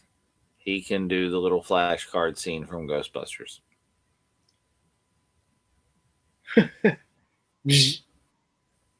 Exactly. A couple of wavy lines. Figure 8. Your thoughts to on your mother. No, my thoughts Yeah, were on your mother. yeah. Oh. The Jedi were kidnapping babies. Well, and we saw in Tales that Ahsoka was really young. Way to go, Plo Koon. Hate leads to suffering.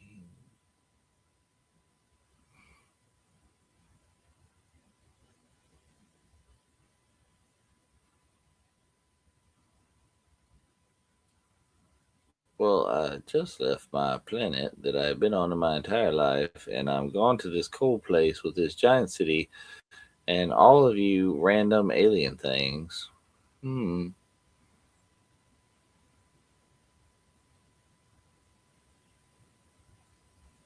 Yes. If they invade the planet, you live on the planet, it's all going down.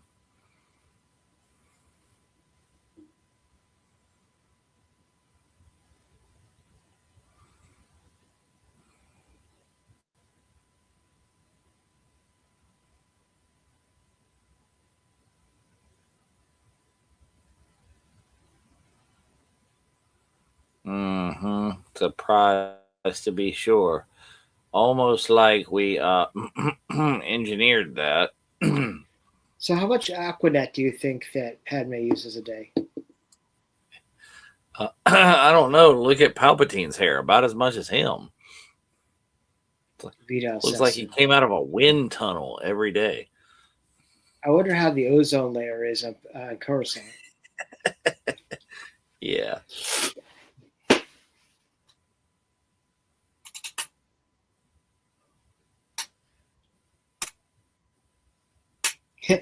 He uses Soul Glow. Oh, yeah.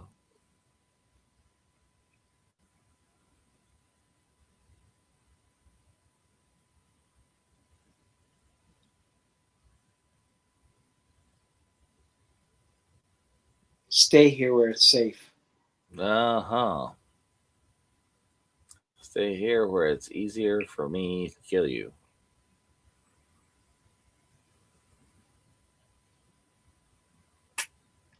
It would be great if his eyes started glowing there. Da, da, da, da, da, da, da.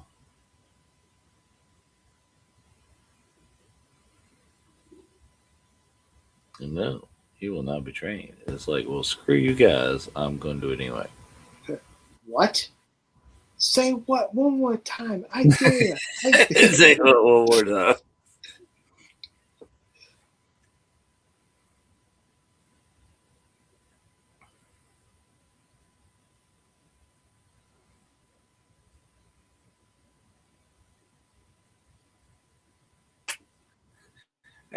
How check can out. What you say? like they're sitting there going like, we just said he can't be trained. How do you think you can take him as your Padawan? Don't they have to be a youngling? Don't they have to actually know something for that to happen? Well, check out the big brain on Qui-Gon. Okay.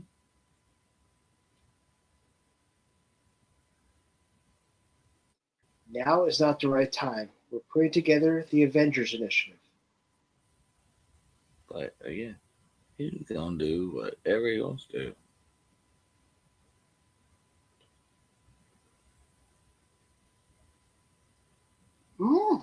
Dark Warrior.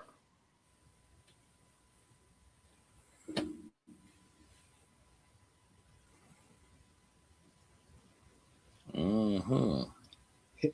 As they're leaving, Qui-Gon looks back and gives Yoda the finger.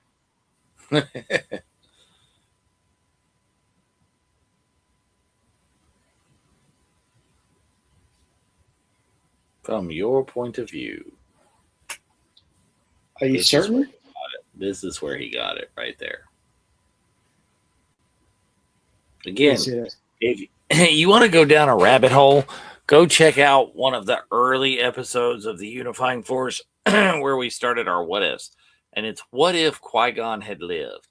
Like, would the galaxy have been better? Would it have been worse? Would shit have hit the fan sooner or later? You never know. All sorts of different things.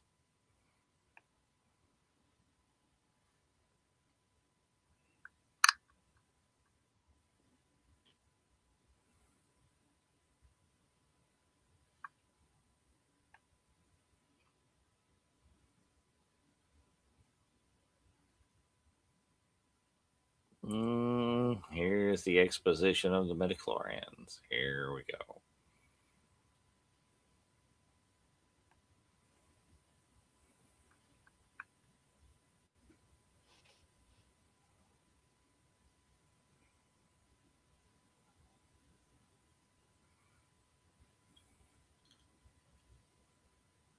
Dum dum dum. Yeah, that's not scary at all for someone who just came out of a random planet.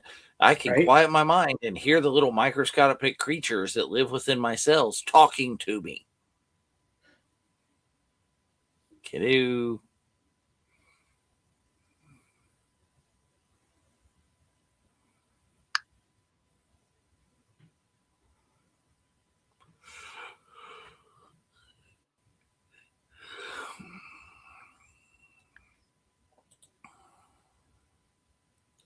Pew. Back to the Naboo.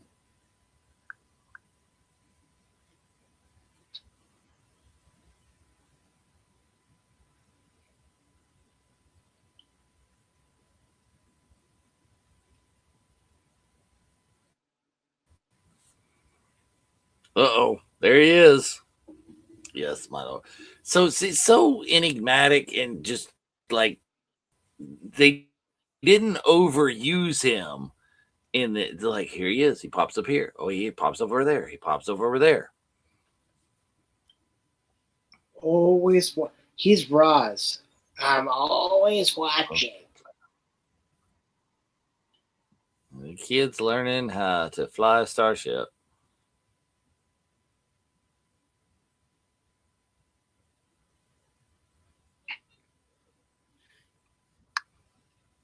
You probably could fight a war for her. And I think you're kind of getting ready to.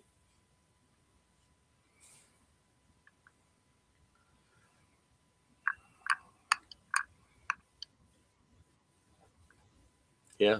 We're going to go get the Gungans to fight the war against the troopers. Oh, wait, what?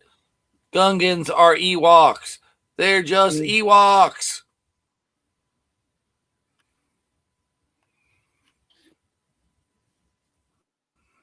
They don't live in the forest. They live in the swamp.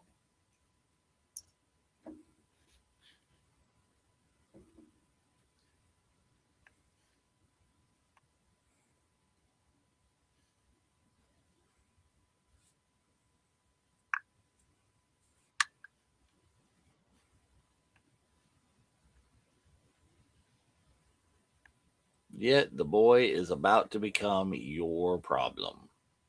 Spoilers.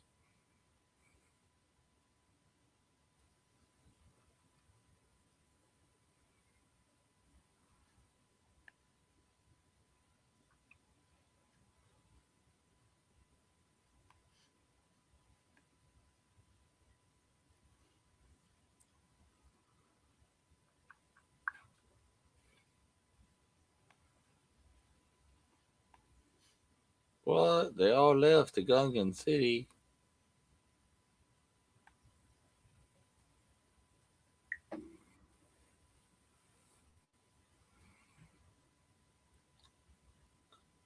Yeah, sacred place. A secret place. Oh, here, let me take you to the secret place. Jar Jar, Jar Jar, Jar Jar. This is why you're in Secret trouble place. with the bosses. Oh, it's the secret place. Welcome to Neverland Ranch. Ooh. Too soon? Too soon. Whew.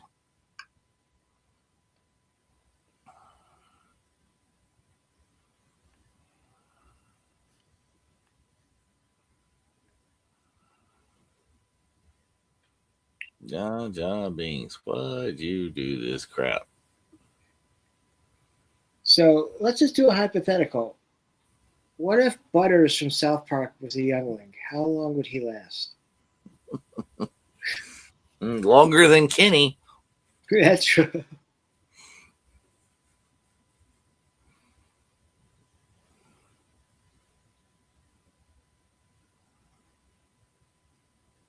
Who's these?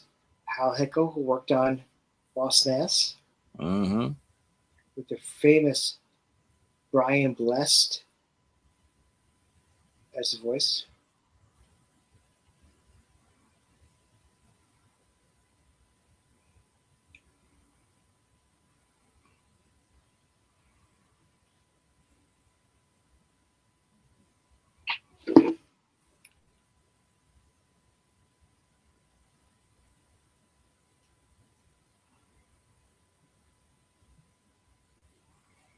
Oh, there you go, everybody.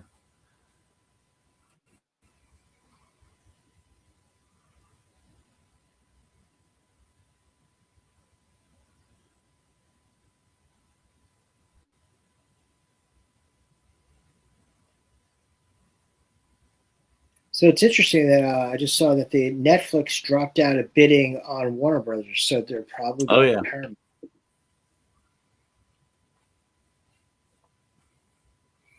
I That's don't gonna know be why interesting. things can't stay like separated. This is like it's very much monopolies. Mm-hmm.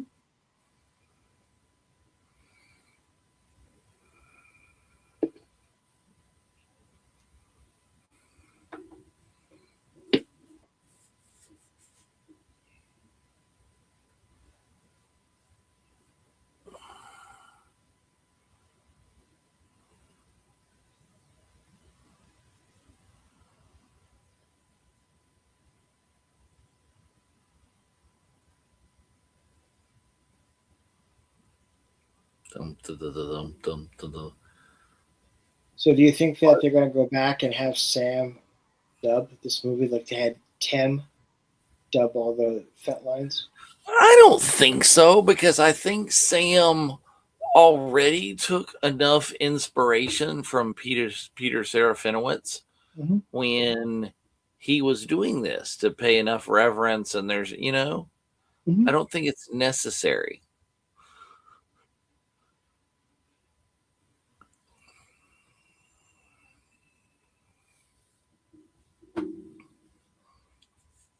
Because Sam, I mean, I've seen Sam say this and talk about Peter Serafinowicz and just that, how he was taking this and he was doing that, and then he started doing his own thing with the voice, but it all evolved from what was already there. Right.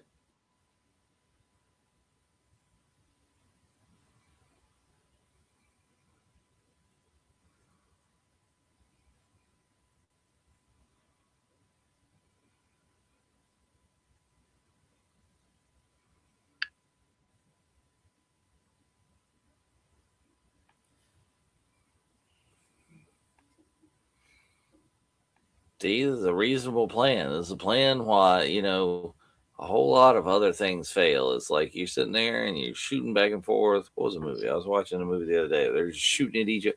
I was watching Young Guns, and they're all just shooting random willy-nilly everywhere. Boom, boom, boom, boom. And there's the main bad guys, Jack Palance. Jack Palance is right there. Shoot the main bad guy. This is what Make they're you going famous. for. It's like, let's just grab the Viceroy. There you go. I'll make you famous. Mm-hmm.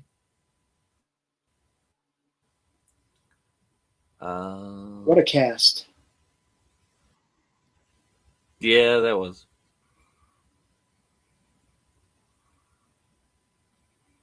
Chavez. We're in the spirit world.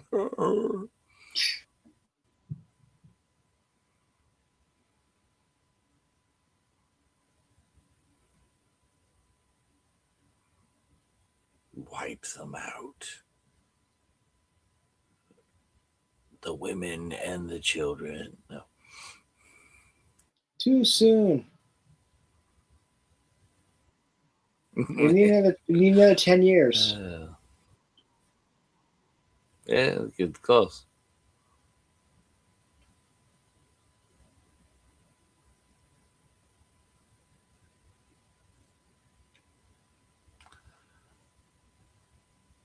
I don't understand overly why the Gungans have the grand army with all the things. The Nabubus, the Naboobies, the Naboo-boos, whatever. Yeah. And Yogi. They don't have an army at all. But the Gungans, the only other apparent sentient species on this planet, have this giant army. Who are they fighting? What was this for? Invasion.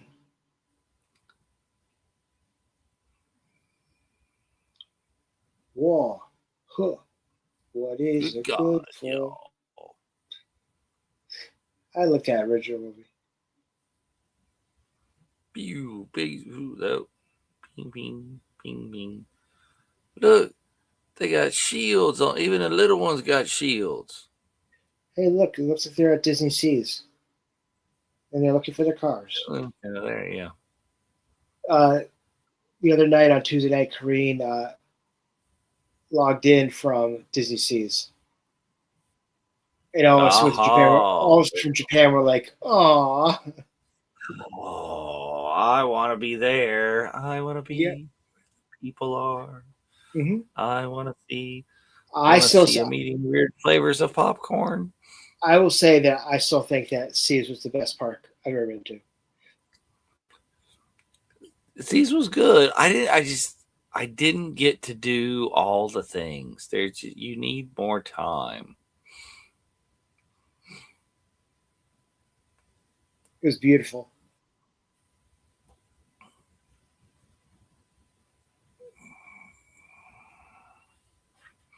I'm just saying my favorite thing about saying, but this was at Tokyo Disneyland is not pirates.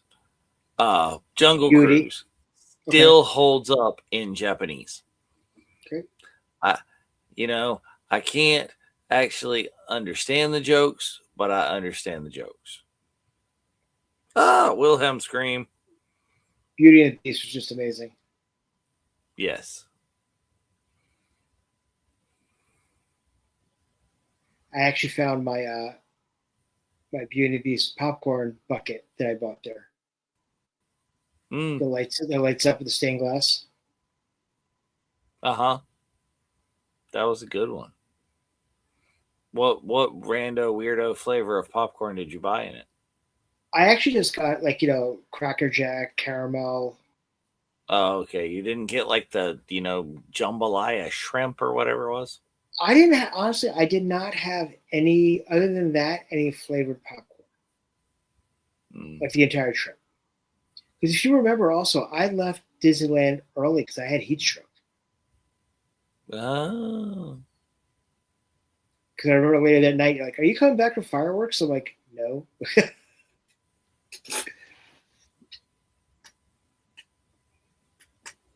Absolutely understood the backside of water. Like I said, the jokes still hold up. I still got a lot of the jokes, because it's just repetition. I've heard them so many times, and the cadence is just the same. Right. Pew pew pew pew pew pew. Lots of pew pew. You know, the Gungans remind me of the Wakandans. It's like from the outside, you're thinking like, oh, they're just primitive, nothing, and then they got the best equipment and technology like in the area. Well, they got the big giant shields. They've got the energy balls that they throw and stuff at people. Mm-hmm. Ouch time.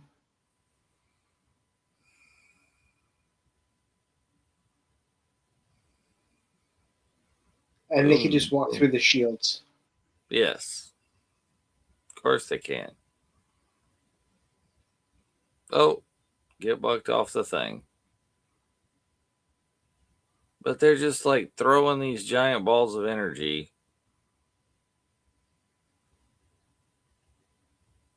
Oh.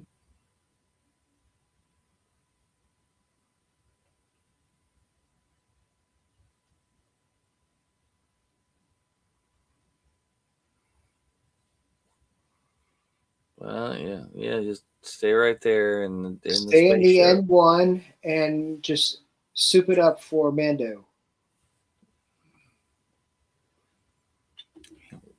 Dum dum dum.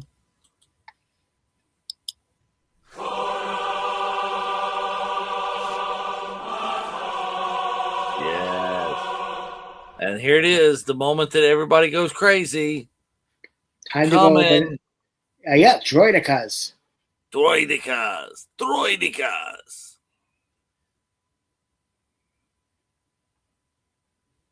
Droidica. Droidica. Dun dun. Boom, boom, boom.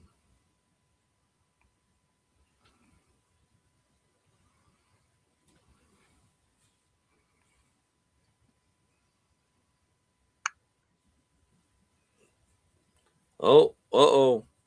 Push the button. That was not the one. No. At least you figured out how to shut the cockpit, because that would have been bad when you go into space. Yeah. Written and directed by George Lucas.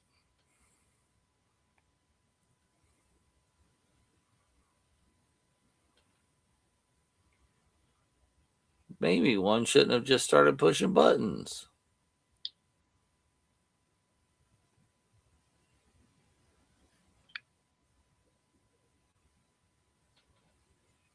Pew.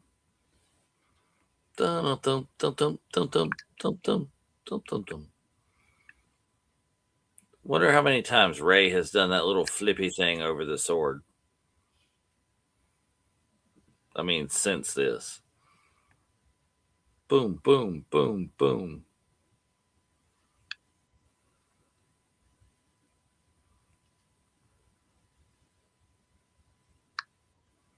No railings to be found. 0.0.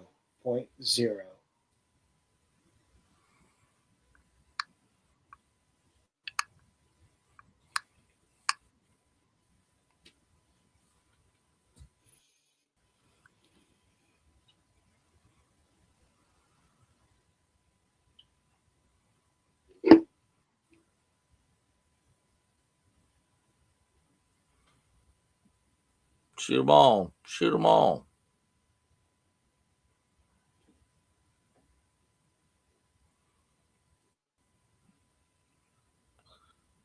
Why is the autopilot on the N1 Starfighter taking them to the heart of the enemy, the droid control ship? Somebody done been programming some mess. They need Pelimoto. Yes, we are still on. We are watching the goodness that is episode 1, The Phantom Menace. Minute 53:44 in. Anakin's about to, try spinning because it's a good trick. Yes.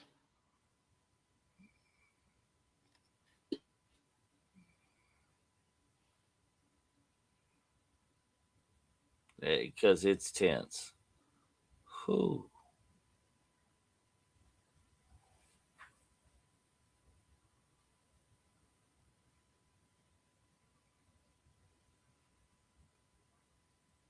Boom. Shoot them all.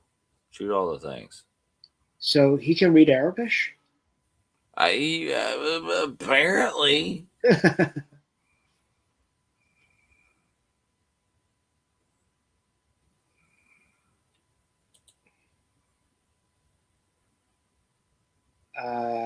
We can see you texting.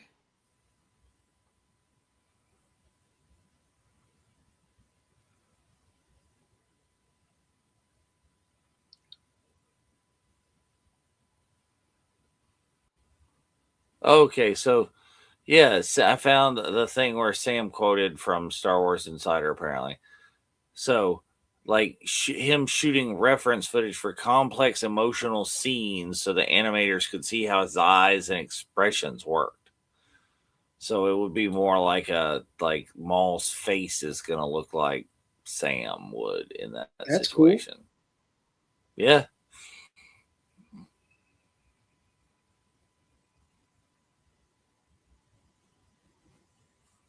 Dun, dun, dun.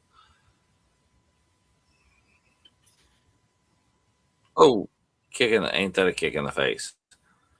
Oh, and fall 3 stories.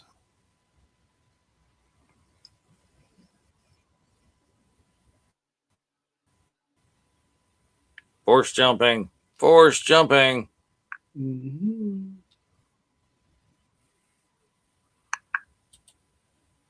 I don't know what you're talking about. What about my tractor? What are you going to beam to a tractor? A tractor and a beam? A beam and a tractor? Oh, force jumping again. Run, run. This would be the time to use the force speed. Where is the force speed? It only works in small doses. They haven't used it in like a week.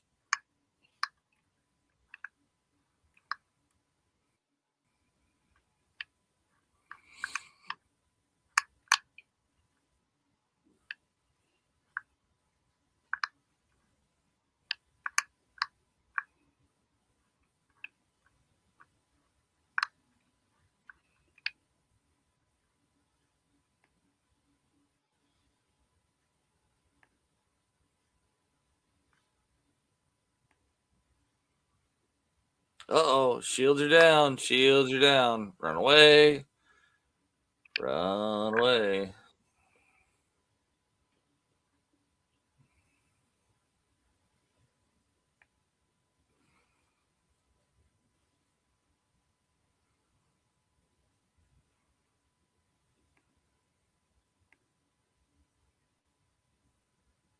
Big boomers. Big boomers. Oh no. Well, there we go. Cover our retreat by dumping all the ammo at them.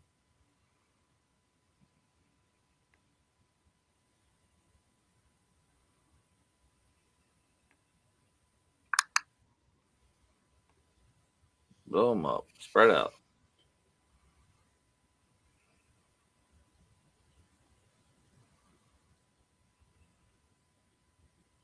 Use the boomer. It's not a boomer. Yeah. It's not a puma. It's funny. Hey. Oh, zip.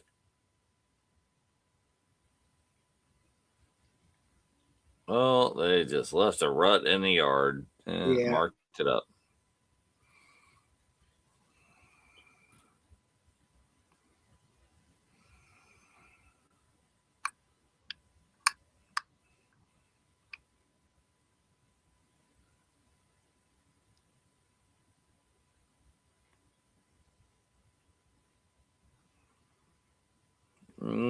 Roll out the droidicas and you got to give up.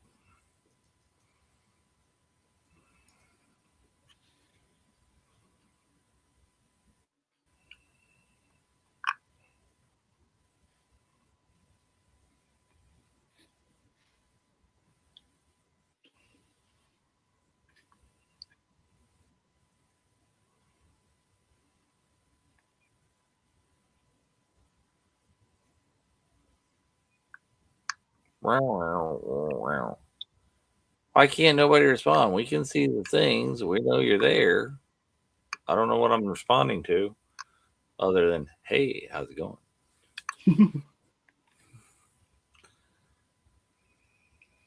We can see you, Jez.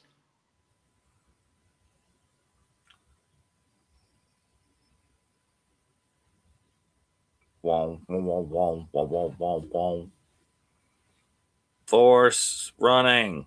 Oh, not so much.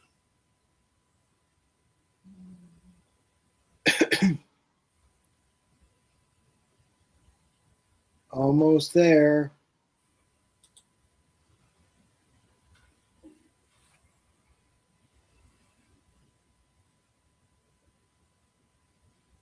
Oh no.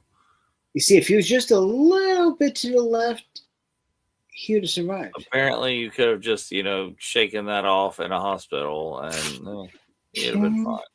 Just put a Band-Aid over it. And now Maul doesn't leave. No. He's like, I'm just waiting on you. I'm going to stand here, and here you go. Mm-hmm. I'll give up. Me give up. Yeah, and you made that dude a general. The back to tanks were on back order. Tuesday. Yeah, they arrive on Tuesday. The same as deflector control.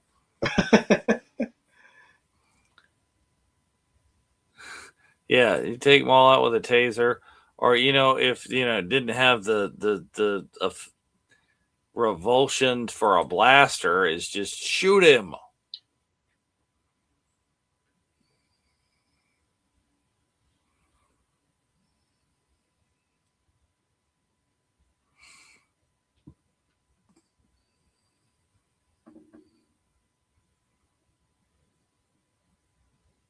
Tempt him with a large burrito. Ooh. When did Mike enter the chat?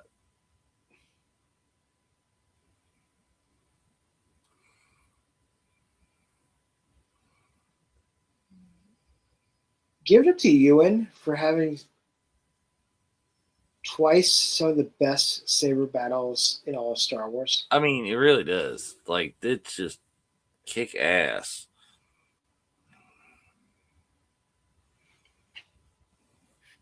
And I mean, I don't know how much of that is him, but if it is, how much did he have to train to like hold his own with and make it look believable with Rey?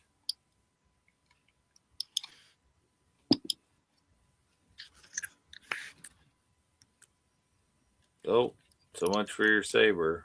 There it goes. Oh, down the seemingly bottomless pit.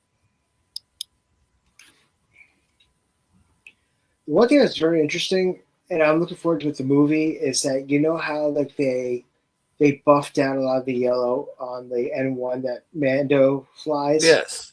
And how they're doing the accents on the Razor Crest, just like the N1. Mm-hmm. Well, the Razor Crest, the toy, the original one, had the yellow accents. Oh, did it? The toy, the one that I got signed in San Francisco, had yellow accents already. Interesting. So, I mean, that's supposed to be the original one because Gotcha. And looky there. Okay. It's got, I think, different yellow accents than the movie. Right. But that side's got them too. It's like they're kind of more. I never noticed that. I thought it was like flat. Yeah, no.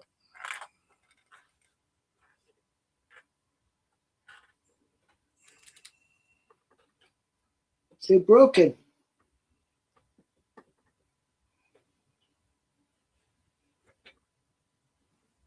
Oh, nope. Push them over. All done.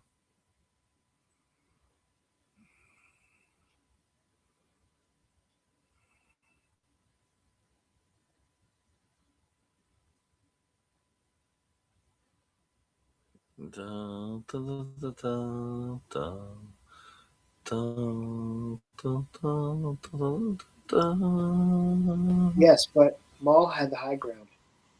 It wasn't over.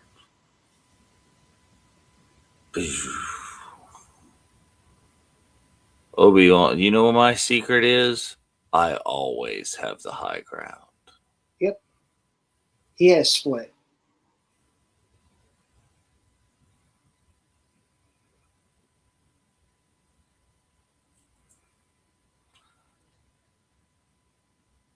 Well, I mean, maybe he did, sense the saber, but like he was overconfident. He'd already destroyed one. Train the boy. If you train him. Create such a mess for the galaxy. If you train him.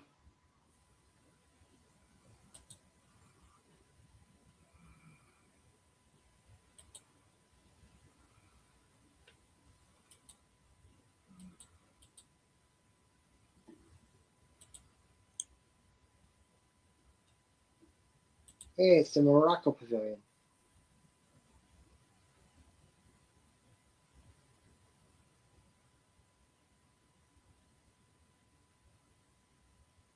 It's been so long since they've added new pavilions. They need to really build a new one or a couple more.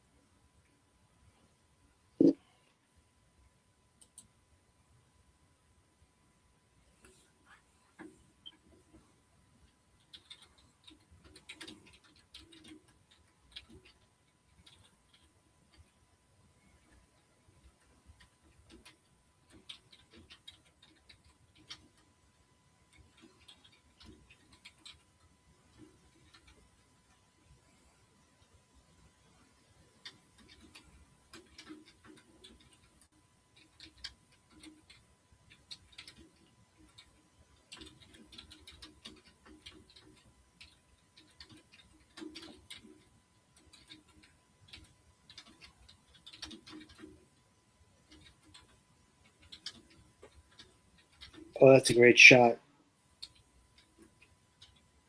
You see that, Dave? What's that? Where? Who? What? Email. Yes. That's a great shot. Hmm. For various reasons.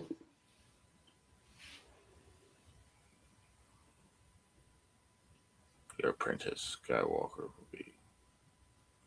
Well, so where lies the problem? Skywalker. That will be the problem. I don't want to be a problem, Morgan Freeman says in the voiceover. Anakin, in fact, was the problem. Very much so.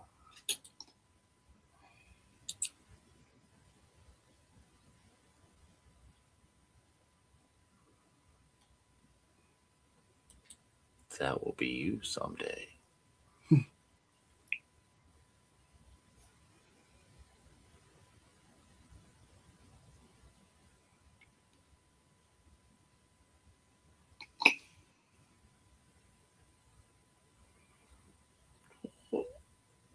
How do you know about the Rule of Twos? Is there like a book of Sith sitting around somewhere? I mean, I know there is a book of Sith. I think I have a copy down here. But you guys should have a copy of that. There's a manual somewhere. Yes. Foreshadowing. Dum da dum. Here's the party. Did you read the article that this is a souped up version, same chords as the Imperial March? Okay, now I'm listening to it.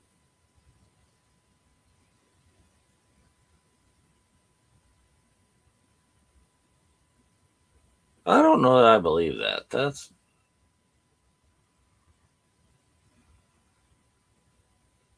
That was the basis of it, at least.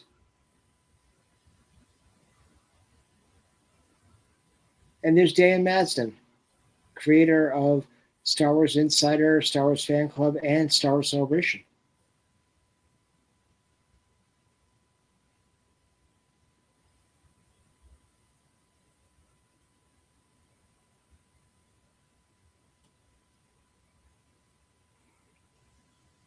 I still think that's coaxium. There you go. Well, ladies and gentlemen, we just passed through Giant shiny pearl. another episode for Phantom Menace and gearing up, obviously, for March Maulness, if you will. March Maulness. Yeah. But what are you looking forward to as far as the new Maul show? I potentially am looking forward to who else or what else is going to show up. I think we were talking about this the other night. Is we going to get Crimson Dawn Maul? You know, are we going to get Kira in animation? I would be very, very happy about that. Yeah, I mean, there's a lot of that's the stuff. That could come up in this show. It's just like, what else? And I want like nailed down like a time period and stuff, and where exactly it's going from there. Is he's such a fan favorite character and all sorts of stuff, like you mentioned before. It's like Boba Fett. You want to know more, and I thought it was really cool, the parts of Boba Fett that we got in the book of Boba Fett. Is that kind of the story with the Tuskens. So Lonnie, it's right after the Clone Wars. So it's between Clone Wars and Rebels. Yeah, so all of the spider leggy stuff is behind him. Yes. So kind of come back into his crazy Maulness. So next week, as part of our watch along for March Maulness, we're going to watch the episode from the Clone Wars, and going to figure out which episodes they're going to be. Mark will let us know. But we're going to be watching some Clone Wars next week, which I'm very, very excited about. Well, we got to watch the Clone Wars to get ready, because this happens, and then we think he's gone. Right. Fooled you. But anyway, besides that, Dave, what else is going on the network? There's always stuff going on the network.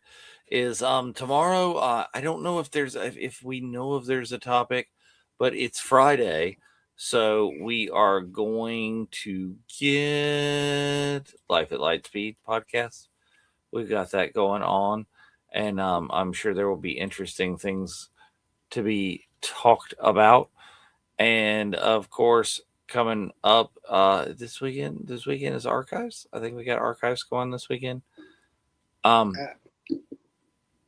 then always upon always on Mondays, we have the Clone Wars Revisited, and they are just ticking along, and they are cruising right through with their episodes in sequential order. They're not going to kind of break out and do March Maulness. So it's a good question. When will we start the march to Mando? As well, we're probably not going to march to Mando, because we may have to like April to Mando, because it's March Maulness, and then I don't know how will April Mando. April to Grogu, April O'Neil, teenage Grogu looks like an Ninja Turtle, something. I don't know. We'll come up with things. Something dark side. Something dark side. Yeah. But we gotta get to Maul before we get to Mando. Right. Because that's the way they're coming out, and that's the order.